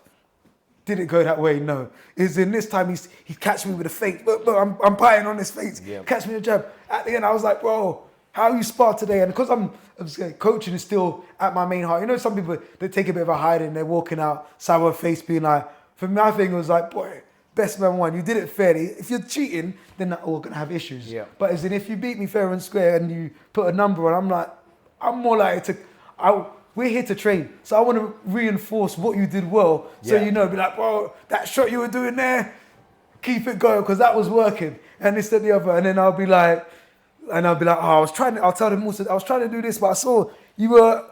So kind of just that coaching me. But it's interesting that, because I've experienced that. And I think a lot of people have like the first time and then you go back for a second time and it's like, it's a different thing because you're stressed and you're not doing it yourself. But one thing that comes to mind there is like, I've heard different coaches talk about like your personality outside the ring or on a mat, in a cage, whatever, should dictate the way you fight. And I believe in that. The older I've got, I really believe in that. Like at certain times, when like, it's like in the amateur, they try and get you tricky and box on the back foot and do things. And like you try it with limited success and it's like, it's just not for me. Like you've held pads for me, right? You know how I'm at one speed, right? Like it's like, that worked for me. When I started doing that, I was much more successful because I just stuck what I was on the opponent versus, okay, here, there, think, boom, I've been jabbed 7 times, do you know what I mean? It's just, and I think we're saying the same thing, aren't we? Do you know what I mean? Whereas if you can just be in there and like, Roberto Duran's a great example because he's aggressive as well, but it's like, hey, I'm just me. I'm not worrying about what Ray Leonard's doing, and that's we could go on a whole nother rant about like the way Ray Leonard kind of messed up the first fight because he tried to fight Duran's fight, right? That's it. Got out dogged basically, didn't he? You know what I mean? 100%. But with going into coaching and stuff like that, old school coaches, as I kind of touched on, used to sort of, this is how you box. That's it. Don't answer back. Shut up. Yeah. How's your style of coaching? Are you more sort of like you see what you got in front of you? Yeah. Yes and no. No box, what I tell you. The reason I say yes and no is because, yes, I like to work what I've got in front of us, but no, there's certain elements that we're not going to ignore just because you don't like it. So that's more it. That's a coach, right? That's what you've got to be. Absolutely. So my thing is like, so for instance, I'd say 90% of people I train currently are more for fitness. Like some of them former pro box or amateur box, so they know their stuff. They're now more doing it to maintain a sharpness. They want someone who knows what they're doing and what to do. But let's say, for instance, if someone's boxing to compete competitively, then it's more of, okay, we need to lean heavily onto your strengths. But I'm old school in saying, don't tell me you're not running because you're this, that, the other. The elites today are still running. The elites back then, it worked then. If you've got injuries on your knees and you need to do it in the water, you want to do it on soft grass, we can find other ways. But if you're trying to justify why running 5K a day is too hard for you, that's just you being lazy, and that's a weakness in your mindset. And you're trying to cut corners. And that's something that's fine, but know that this is the limitation. You already put yourself on the back foot. So that's one of those ones whereby someone's saying, what shoes can I get? I'm like, just do the 5K first. Stop worrying about what trainers you're going to wear. How can I optimize my... Right now, I just need you to get out and do that mileage. The basics work, I think. I think like that's the human basics work. Like you see them old videos of George Foreman chopping trees or Rocky Marciano. I spoke about that on here with people before. Like, have you ever seen them old videos of Rocky Marciano? Like some of his training, you look at it's like a joke. But undefeated heavyweight champion of the world. There we go. Like he can't even skip. I say can't skip. He's doing like a skip with like the arms, and he looks like you know, if you saw him in a gym like me and you was in here now, and someone's skipping like that, we go, look at him, bless him. He ain't got a full deck. But, you know what I mean? But like it worked for him, and you see him running, and you watch these old training videos, and at a certain point, for me, the penny drops, and it's like it ain't what he's doing. It's just hard work. That's it. So that's kind of my old school approach. I'm definitely more on the hard work element, and let's leave no stone unturned. I.e. set the level. Some say they want to, if you're an amateur boxer, then okay, minimum 3 times a week runs, like at least 3 times a week boxing training. That's kind of like fundamental, bare minimums. If now you're a professional boxer, then I'd see it as you should be training at least 5-6 days a week minimum, running 5-6 days a week minimum. Twice a day you should be training, right? There we go. And then doing your strength and conditioning 2-3 times. If you're elite, then you probably want to also be doing some work on your mindset too. So whether that's through watching tape, listening to books, or whatever it might be, just something building on the mental aspect of the sport. So that's kind of what I mean by I'm old school in that, but I take more of a new approach. I will also take the data. So initially it's more, okay, are you just doing your 5Ks? So I'm old school first. Once you've now built and said, okay, I'm doing my 5Ks 3 times a week, I'm hitting these, and now we're going new school. Let's see how we can optimize that. But if you're talking about optimal, how can I optimize my 1 5K run a week? The way you can optimize it is going out a second day. Show up. There we go. I don't need to tell you how to improve because you're just not doing enough for me to work on. What you said there, I think, is perfect in terms of you have to hard, because there's a hipster vibe nowadays where people don't want to work hard. That, I know a tricky way and I'm doing this. And it's like, listen, number one is hard work because it's going to get hard when you're in there. And it's as simple as that. And if you're like, you don't have to come from a certain background or anything like that. Eubanks and Ben are a great example of that. They both grew up rich. But it's like, you know what I'm saying? You have to have that hard work element. Don't be the hipster who's like, I train twice a week, but I do yoga. I do yoga and I do like chess for my brain. That's it. Listen, you've got to put the hard work in, and it's the optimization side of it that comes into play, right? But also on top of that, when people sort of, one thing I used to think as well was like, you just train hard all the time. That's not the way either, right? I feel like out of camp and in camp is important. You've got to be training year round. Don't hear me wrong, like you're having time off. It's just different. I feel like out of camp, you're almost training more in some ways because it's more skill development. You don't have to train as hard, but it's more time. Whereas if you're in a 6-week camp, for example, and you've got a fight coming up, you train like a lunatic in the morning. You do need to go home and sleep and rest and do nothing and then come back for an evening session, right? Definitely. So it swings and roundabouts. 100%, And I think, off season, or let's say when you haven't got a fight coming up, it's probably the time when you can kind of work on areas of weakness and to kind of build them so that they're not going to hold you back. Still developing your strengths. But I find that the fundamentals, probably off camp, on camp, you should still be working. Because you never know when the call's coming. Yeah. That's the truth. Because I'll tell you one that fought with Chris Eubanks, who was in mine. We're talking about it fucking all day, aren't we? But like, when he fought Liam Smith the second time. Now, the first fight and the second fight was obviously very different, right? Now, Liam Smith after, and there's other things I want to talk about with excuses and stuff after as well. Because Liam Smith made the excuse of like, I was 4 stone overweight and I had to boil it down, and that was the thing. And he said, in fairness, like, Chris was the better man tonight, blah, blah, blah. To me, listen, being 4 stone overweight ain't like a mishap like me. Like I go to, it was unfortunate. I walked out and I got run over. What are you 4 stone overweight for? I run out of sympathy. Do you see where I'm coming from? What are you 4 stone? You're injured. Okay, I can understand you being a stone overweight. 4 stone overweight, I've got no sympathy for you. You deserved it. You deserve, well, again, it didn't happen by accident. So yeah, you're right. 4 stone. Everyone is overweight. Well, not everyone, but most people, because I know some people got thyroid issues, this, that, the other. Yeah, we're not talking about that. That's a different thing. I'm talking 4 So stone. that's a lot. That's a lot to be putting on in any time frame, let alone in... That's your fault. Like, do you know what I'm saying? If you're injured, like, okay, me and you, we train all the time, right? We're used to being up and active for hours a day and all that kind of stuff. Me and you, God forbid, break our leg. Okay, I can understand you sit on the sofa and you gain a stone. I can understand that. But if you said to me, I'm gained 4 stone, I go, well, now you're just being a fat pig. What are you doing? But even if you gained a stone, that was still on you. And the reason I say that, so there's a... I agree, by the way, but I can stomach a stone. A stone I can go... I understand. Yeah. Like, that's within reach. 100%. And I see it's like, I forgot there's a Louis Theroux documentary he did in like Miami jails. And there's a saying, Gabos. I'm not sure you've seen it. No. Game ain't based on sympathy. So it's saying like, my clients, or when I used to work in sales in the city, I used to tell everyone all the time. Because they're like, this isn't fair. I'm like, Gabos. Because sometimes you're working in the office. We all mates, we're all trying to sell the same thing. But sometimes you might cross hairs, i.e. like, it's your lead, but someone else sells to them. So it's going to go back to you. But they're trying to now just, do you get what I mean? So you get a bit of friction there. So I used to have to say, look, Gabos, because it's more of something based to say that game ain't based on sympathies in like, if you have sympathy in certain areas, that they'll eat you alive. And combat sports and business are 2 spaces where it is very cutthroat. And it can, so if someone's added on weight and you're 4 stone, it's like, okay, so that's your choice. You want to go up in weight now? If you lose it down, the same way, for instance, people talk about this fighter in their prime.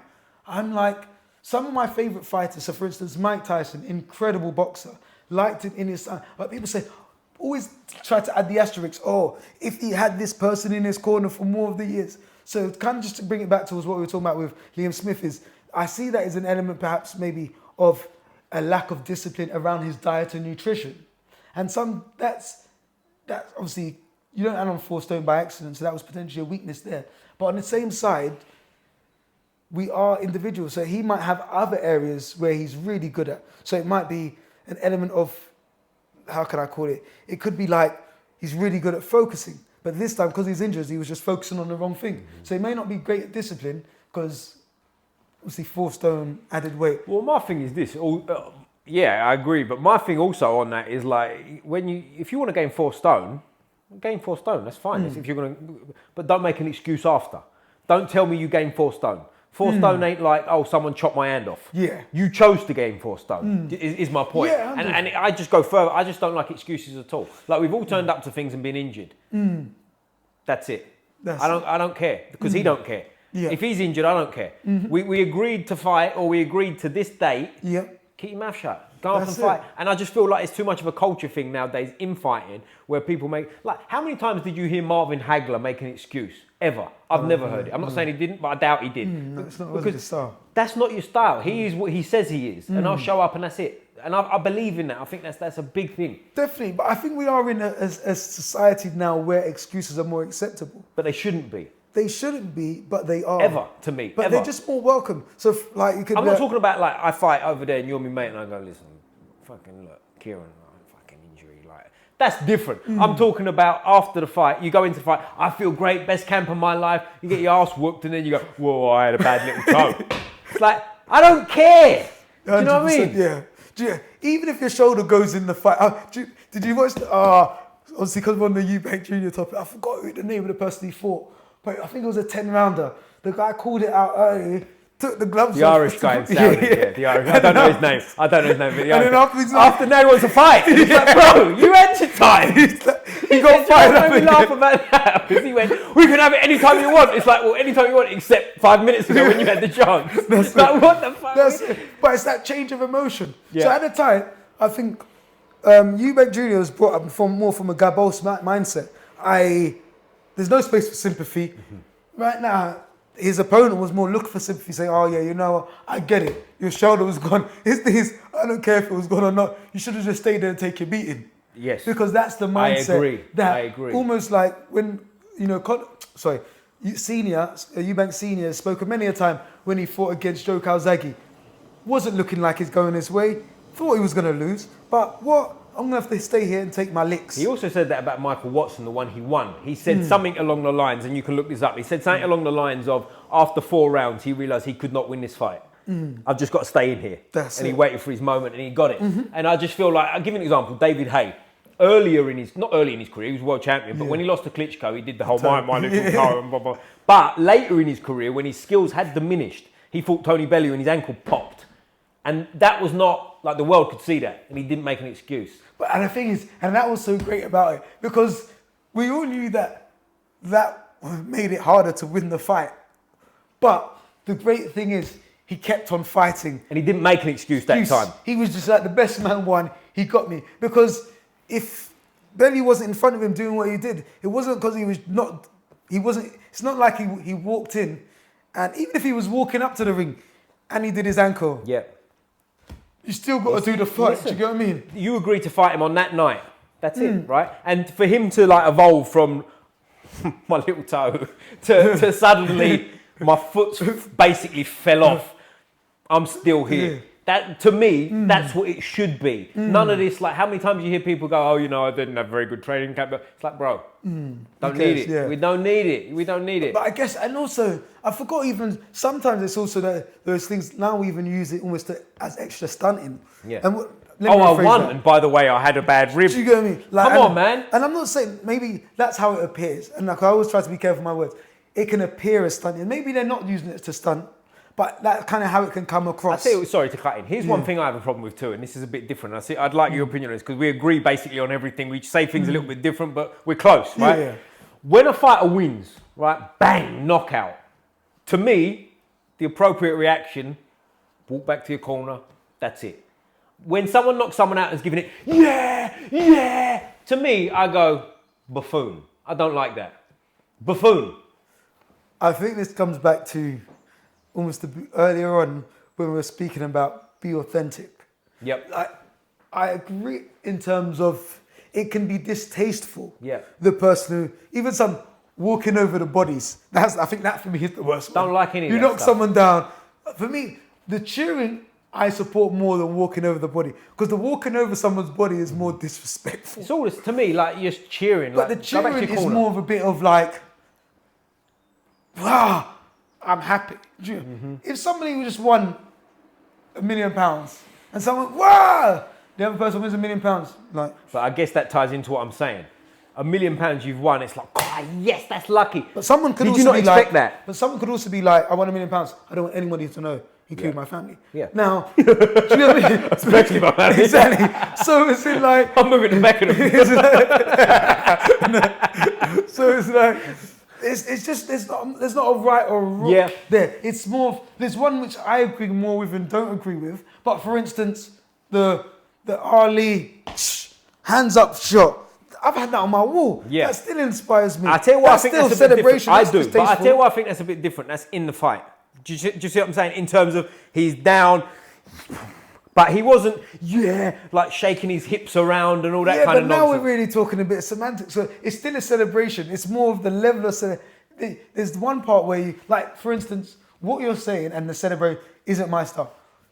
Walk back to your corner. Mike Tyson style. Walk back to Turn around, walk back to your corner. Even once the fight's done and I've won, I'm then like, yes, but I expected to win. Yeah. So I'm not here to be jumping up and down. Yeah, right. When my hand's lifted, it's because the ref lifts my hand. But that's because that's my style. Yeah. I'll give you an example. You're a UFC fan, you said? Yeah. Israel Adesanya, got you. Great fighter. And he gave a great speech after, but like, you know what I'm talking about, right? He knocked out Alex Pereira. Yeah, that moment. And he's shooting arrows into him. Okay, not a fan of it, but that's one thing. He then walks over to his son, who's 12, who's just knocked his dad out, and he mocks him. To me, not that he'd ever care, but now you're a scumbag forever. I can't fuck with you. Oh, is that your... Can't fuck with you. You're a scumbag forever. Because in that moment, you showed who you were.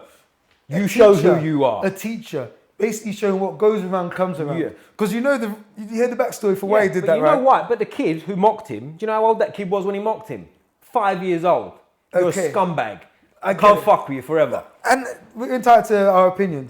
With that, would that be saying I would like to think I'm above that because I'm not a petty person. But he's openly said I'm a petty guy. But do you know what would be better for that? Someone mocked you. Forget that he's 5. Let's say he was a grown adult. Do you know what to me would be better than that?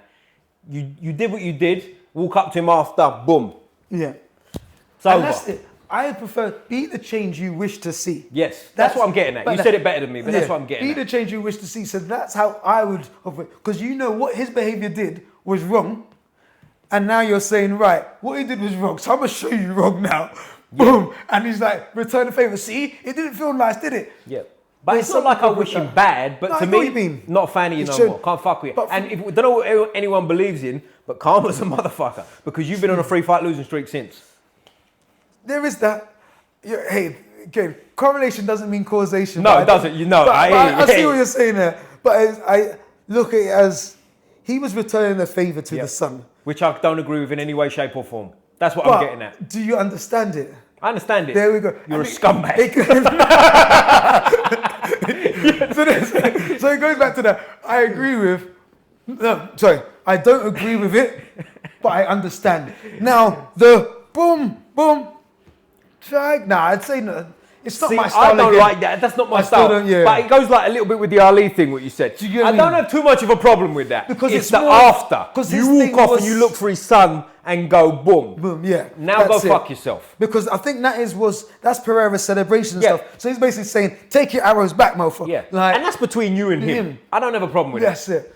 It's not my style. I'm with you. Do you know what I'm saying? Like, I don't like it from that point of view, but it's like, you do what you want to do. There we go. But the next bit, you've lost me for not he'd lose an inch of sleep, but you're gone from me forever. Good question then. Interesting one. I'll put one back your way. McGregor, Khabib. Don't want to pronounce his surname wrong. Khabib. Numero menos. There we go. The flying eagle. Post fight. The extra push. What's your take? The post fight antics of Khabib after? Because Khabib, in general, respectful, good energy, this, that, the other. What he did, understand, but I don't agree with personally. Right. And I'm with you what's to a your degree, take but on...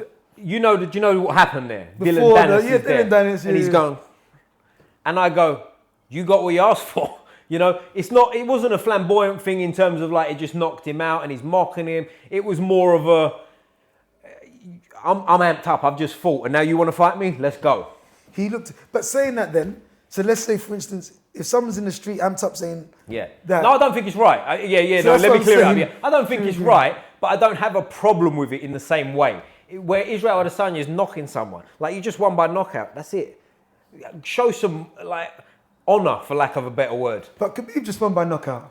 Submission, right? Submission. I'm splitting it. No, I agree. But I look at that as the difference there is another grown man is calling you to come fight now.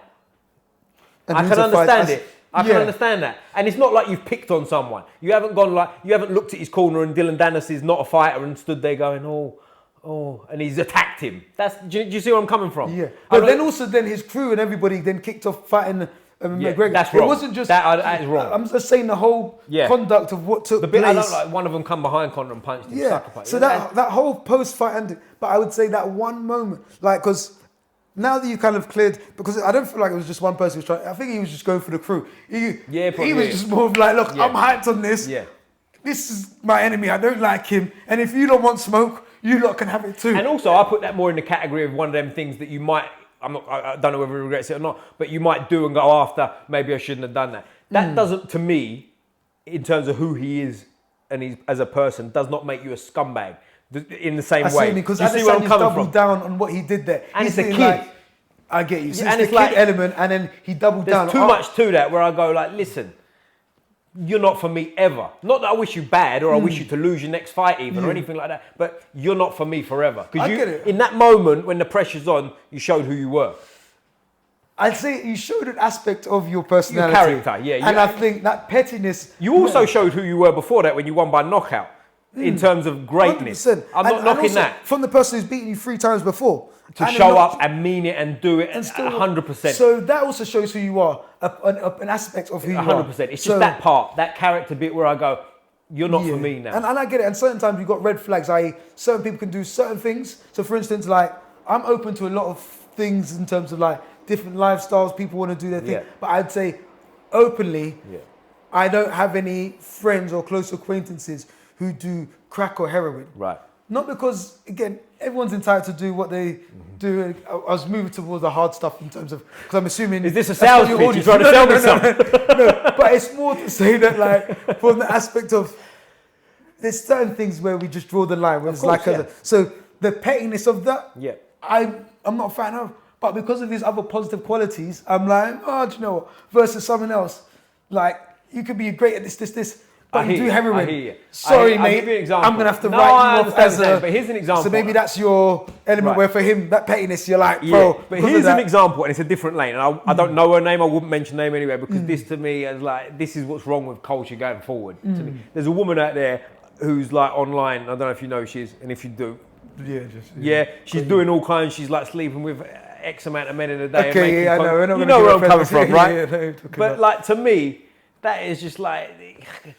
I know it's not the same as which round is, right? But do you know what I'm saying? In terms of it puts that kind of like, that's what you are, that's what you are. Do you see where I'm coming from? Outside of there, she might have a lot of beautiful characteristics to her. I don't care, you could be the nicest person in the world, you could do this, you could like help people with it. But I just go, that's what you are. And that's what I look at. And again, I'm not comparing you guys to that. But it's the same kind of feeling of like, you showed who you are. I get it. But if you do that, I see that, but rather than the aspect I saw is, petty, this, that, the other. But I saw is, did he teach the son a lesson then, that day? Now, with it, for instance, because... what would be a better lesson? Pereira didn't tell his son, don't be doing that. How can you be doing that to your... But you don't know, because you didn't see him at the time. No, but I'm saying from what we know, from what we were exposed to. So I'm just looking from Adesanya's perspective. But I'll tell you why I like the Pereira style. Did you see him? They bumped into each other at an airport a bit later. And he walked straight to him, gave him the fist bump. And I just feel like he carries himself, and he never speaks bad about people. He's mean, he does his thing. And I just go, that is the way a warrior should carry themselves. Not mocking a kid because you just knocked their dad out. I just go, can't fuck with you after that, man. And I get where I just see there's too many...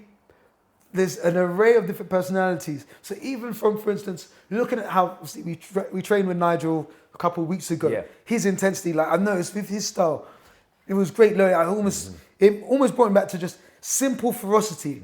Sometimes I'm trying to do all these, Mayweather combos. I like doing them stuff like timing, counters, this. Here was more intensity. How can you work? Bam, 1-2s, 4s. Put on the front foot, throw some... Suited me down around. Do you know what I mean? So for you, that's probably like, I was like, this guy's like, So it's in like, that style of boxing was incredible. Then, obviously, watched the call with Chris. So I've been this week, I've been working with my clients, working on this. He did a video saying, most important skill set, the jab. So what he'll do, his first start of 300 jabs, just non-stop. Then he'll go 200 there. And then you've got 100 where you're really... stepping in, putting power behind them. And you can see how each one, again, Nigel was still clinical at times with his punching, had a good ring IQ. Same way, Eubanks sometimes had that ferocity and anger. But each one, you could see that Eubanks wanted to be more elegant and classy. Because it worked for them, right? Because that's the style he wanted to adopt. And you could see that through his training methodology versus Nigel was more of a, let's have it. Again, since he told me he used to get wrist weights as well. So now I've got a pair of wrist weights. I'm training in the gym with him because that's his style of boxing. You did pads with Nigel as well, right? I did pads with Nigel. But it's like one thing. Firstly, he said he's nearly 62. He looks like he's about 40, right? And in shape. And but there's a lot of things that struck me with that, right? I don't know if you've ever met Chris Eubanks in person, senior. No, not yet. The size difference between the two, I don't want to say massive. It's big. Like if there's a picture on my Instagram, not I'm trying to plug my Instagram, but go and look at my Instagram. There's a picture of me next to Nigel. If anything, Nigel's a bit smaller than me. Fought a super middleweight. So for a super middleweight, that's quite small. Eubank is big, a lot bigger. And I don't think everyone's ever speak about the difference in size between the two of them. Like it's significant, man. Like he's a much bigger man. I had the pleasure of having Andy Flute on here who used to spar with both of them. And he said that, like the size difference, the physicality of man, like how much bigger Eubank is and blah, blah, blah. But when Nigel's on the pads, like you said, like my style that suits me down to the ground, and it was like forward, bang, bang, bang, bang, bang, brilliant. But what struck me with him, other than how fit he is for his age, he was moving and he went bang, bang, and then he slapped me with the pad on my arm. And I went, okay.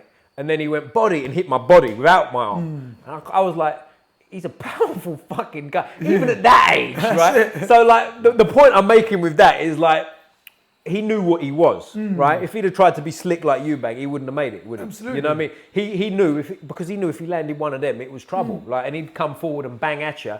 And he was like, you know, because that's what he said. What he was despite his limitations. And that's why, so the reason I was bringing that up is when you said a warrior should be like, so I see that as, that's, warriors come in many shapes, forms and personality types. And it's like, that's maybe the warrior type that you have the most affinity to, that you're most drawn towards. And it's like, that's my type of guy.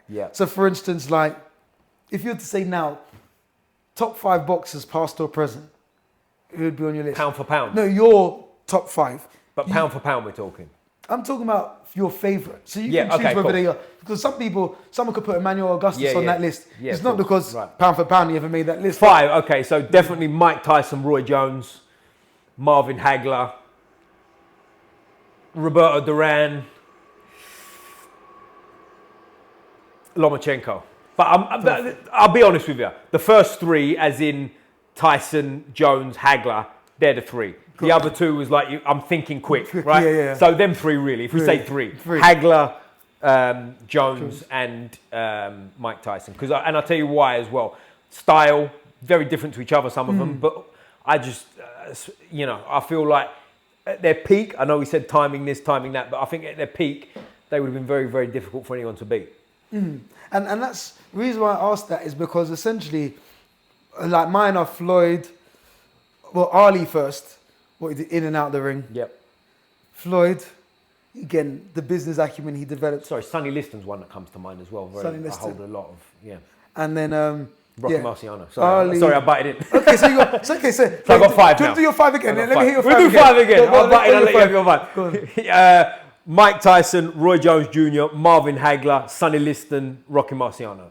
Perfect. So with, for instance, those personalities or those warriors that you've got there, they exude the type of energy which you kind of were expressing there. The exception would probably be Roy Jones, right? And Mike a tiny bit. In terms of style, I mean. The others were very come forward, and that's how I box, right? Very sort of heavy-handed, come forward, they are what they are. Whereas Roy, I'm mentioning there because I just think he's the best pound-for-pound fighter that's ever lived. But as in, like, for instance, like you wouldn't really hear them trash talking too much in press conferences. That's true. It wasn't stuff. That's Obviously, true. Tyson had a few outbursts from time to time. Yeah. But again, later. Not so much when he was young. When he was young, he was more, when he was at his best, he was more sort of a surly character, didn't say much. Absolutely. Do you know what I mean? And maybe there's almost that's the Tyson who you're referring to. Yes. You're not talking about the end I'm of talking his about career. late 80s. Absolutely. So rather than, let's say for mine, it's like Ali, Floyd, those are the top 2. So Ali, Floyd, Roy Jones Jr. Mike Tyson. So those are the 3 that are there. Then now we kind of bounce between. Don't like Mike, lose my number, bro. Close the door and you leave. And if it slaps you on the ass, God bless. But yeah, I see. Because for me, it's like Ali in and out the ring, what he did, the business acumen, and also just the style I like. Floyd, the work ethic, and the business mind. Mike Tyson, the ferocity. Then we start going to Manny Pacquiao. That's another one. The divisions, 8 divisions, the longevity. 4 decades that you've been a world champion. I've got to jump in there, and I'm not to cut you off, but in terms of like people I've watched live as it was in their prime, when they was going, I don't mean in person, but on TV, when it was current, Manny Pacquiao was my favourite for sure, because there was a magic to that. There was like, you'd get up in the, like, you know, it's like UK, we have to get up at a certain time, we get up at 4 a.m. to watch him. And it was just like, he was special, right? There was something magic there. That's it. So it's like, and with the 5th one for me is Roy Jones Jr. So it's between Roy, but sometimes Sugar Ray Leonard kind of creeps in because I'm kind of like, both of them I'm a fan of. But it's more of reason, again, and the list goes way beyond that. There's loads of boxers. When you start thinking, they go on, don't you know what I mean? Start adding. But then I kind of look, when you're saying the type, this is what a warrior is, I'd say Ali's a warrior, but there's certain conduct that you were referring to, he didn't have because he was a different type of warrior. But principled though. Stuck for what he believed in. Principled, But I mean that if you're to say that how a warrior should conduct themselves, how he conducted himself outside the ring I hear you. didn't always have that. So that's kind of where I see is what you're saying is more a style of warrior and maybe your preferred type of warrior. I'll give you an example. Like if you compare, like both loud would be him and Floyd, right? Them two, different styles. Which one do you think I like more? Oh yeah, Ali. Right, just because I feel like he was who he said he was. Not that Floyd was great. Like I'm not in any way, shape or form criticising Floyd in that sense. But some of the things he says and some of the things a part of me goes like fighting Deji. I just go like, you're whoring yourself out. You know, whereas Ali was a principled man. I'm not going to Vietnam because I believe this. Doesn't matter what you believe in. His belief dictated what he did, and he wouldn't bow to it. Yeah. Whereas, do you think Floyd would do the same? I can't speak for him, but just based on personality. I won't give my answer. Again, do you think Floyd would do the same? Would fight Deji, an equivalent for the same type of money. Floyd fought in terms of just give up his beliefs. Give up his beliefs for it. No, but I don't think Floyd's not giving up his beliefs. His middle name's money.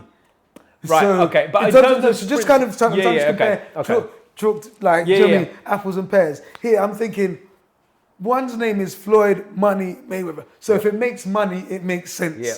You've now got an easy touch. But it's like you said earlier, how far does that go? No, I'm not saying saying it's right. I'm saying I understand it. So when you're saying in line with his beliefs, his belief is my family can't eat legacy. I'm about making change. So, and money change, not transformation, shall we say. Even though he does give back in some places, I'm not going to pretend as if he's not a philanthropist. But primarily, it's about making the money. Mm-hmm. So that aligns to him. I don't think that's not as high up on my principle list as integrity and like being with the people. So that's why I put Ali above on my list than Floyd. But I think Mike Tyson said it, to mention him in the same conversation is disrespectful. I think if you're looking at it as the whole, what he gave, his contribution to society and the world, yes. But if we talk about just his contribution to boxing, I think Floyd has been relevant enough when he was relevant. Yeah. The fact we're still talking about him 10 years after his retirement. Yeah. Showing how... I know what you're saying. I just feel like, like Ali, like Mike Tyson, again, he was saying about like how Muhammad Ali would walk with anyone, whereas Floyd needs like 17 bodyguards or whatever. He can't drop his kids to school by himself. Can't drop his kids to school by himself. Do you know what I mean? I get it. And that's why, but the thing is with Ali, I'm almost seeing it as like, let's say I write books, and let's say now I go on to sell 1 million copies, God willing, coming up soon.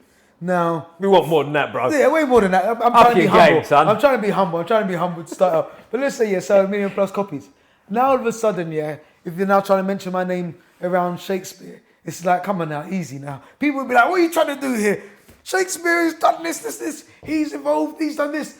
It's also the different times they're in and the different battles. Yep. So for instance, the battles that Ali had to face was, as I said, civil rights time.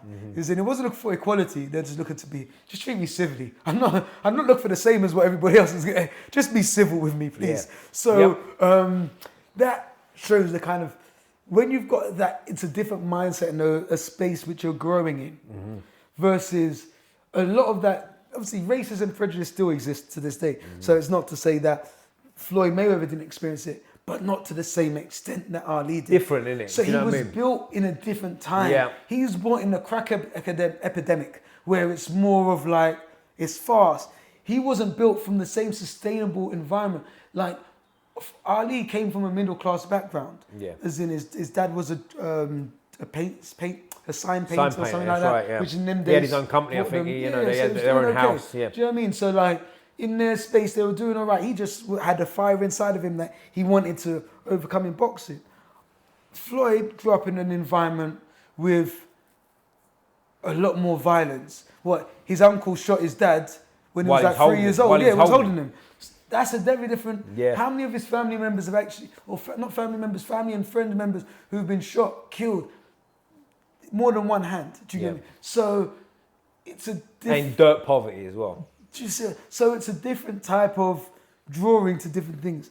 Ali's more of, I've got food, so I'm more connected with the people. And also, I see as Floyd is probably one of the great boxers of the last 50 years. Yeah. Ali is one of the great people of the last 100.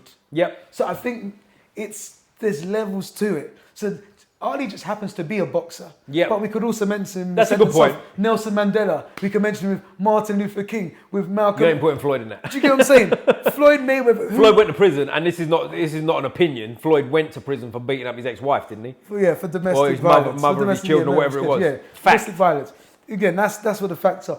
But it's more to share that, like, well, then Ali went to prison for saying I won't go to war in Vietnam. Exactly. A very different reason. Yeah, very different. But it's more that each one, that Ali just happens to be a boxer. Yeah. But he's a great man who happens to be a boxer. Yeah. I see Mayweather is a great boxer who is also a man. who's a man and who's half decent at business. Yeah. But in the boxing space, his business acumen made him a great businessman. Of But course. if we look at business as a whole, well, he's not a billionaire yet. There's business people way above him. But in terms of activists and people out there, I would still say Ali is still one of the greats. Of course he is, yeah. And the thing is this, it's like, I guess the original thing, and it's not like, I do have an opinion on it, but I'm not saying whether he would have or he wouldn't have. But if he was in the same situation as Ali, would he go broke and give up everything to not go to, because that's essentially what Ali did. He lost everything. Yeah.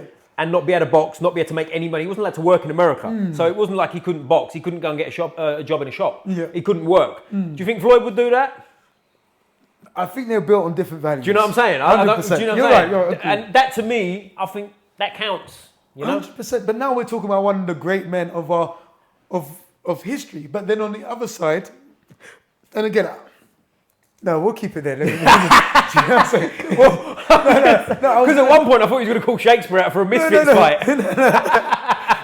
No, what I was going to say is more than Ali is a great man in terms of his contribution to society and to the world. Yep. But let's say if it came to quote unquote how to build a sustainable home life for my wife and kids, he probably wouldn't be the pillar of exampleship for me. Right, okay. Not that I know him. His kids speak highly of him. He's a loved man. And I believe he died rich, right? I believe he did die rich. He died rich. He's getting family friend. But I'm more saying that he had more than one wife. Right. Not everyone's entitled to. People grow apart. I get that. I think Floyd's got about 6 living in the same house.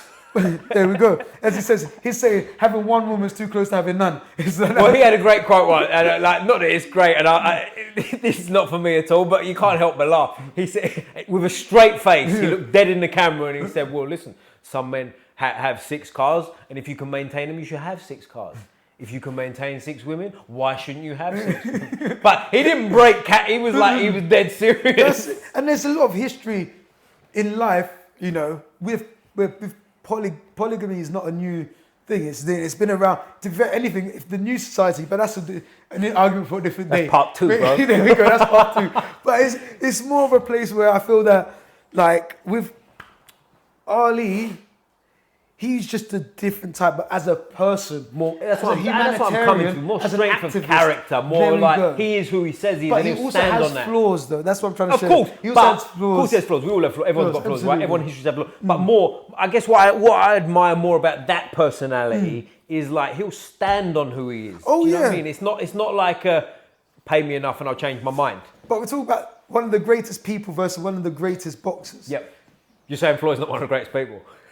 I would say that to put himself in the category of becoming one of the greatest people in the last 100 years, he's got a lot more work to do. Where's my camera? Where's my mic? No. That's a no for me.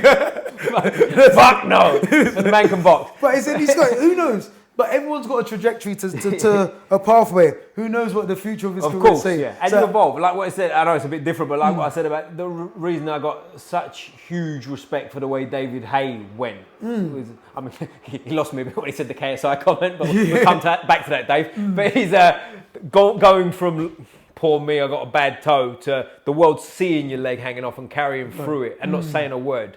That's it. That to me, that matters. You know what I mean? I feel like that's a big thing. But mate, this has been awesome. I could talk to you all day, and we've got to get it back on part 2. We've got to have a part 2 because I feel like there's a million more questions, but we'll be here till like tomorrow or something. Thank you for having me today. This has been brilliant, man. I really appreciate it. Always a pleasure. Before I finish, I always ask people what football team they support. Got you. You've already done that. We'll do it anyway, just so it's on camera. And I'll ask you who the greatest fighter that's ever lived instead.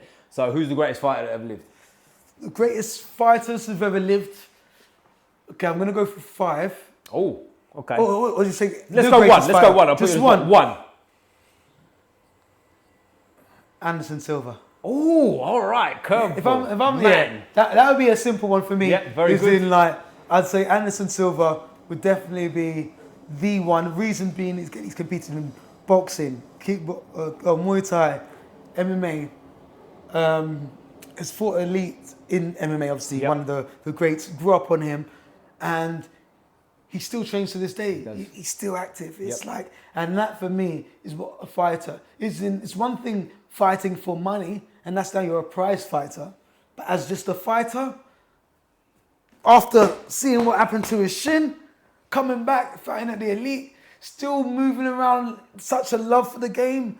Yeah, Anderson Silva. Like, as I was thinking, I'm like, one, because obviously Bruce Lee was one, and the asterisk, but as in, if we're talking fighter, I haven't seen enough of his fighting to really comment, to call him the greatest. I'd probably say he's one of the greatest, because I also want to throw Bruce Lee's name in there. Yeah. I'd say he's probably one of the best fighting ambassador, or the best ambassador for Great fighting. Thinker, philosophy, principles on fighting to help. Absolutely. I think brilliant. But he ain't beating Anderson Silva in a fight. Do you get what I'm saying? I think Anderson Silva, pound for pound, for me, is one of the greatest fighters who's ever lived. People need to go back and watch him. Like, if he'd have retired at the right time. I look at him a little bit like Roy Jones. Like, if they'd have retired at the right time, I don't think many people would question it. I think they would have, most people would go, silly question, ask who's second. But that's for another day. But just for the camera, mate, which football team do you support? So we support Chelsea. Bosh, my guy! Nice one, mate. And as I said, we'll definitely get a part 2 if you're game for it, because this is brilliant, man. So I always finish with a fist up like this, mate.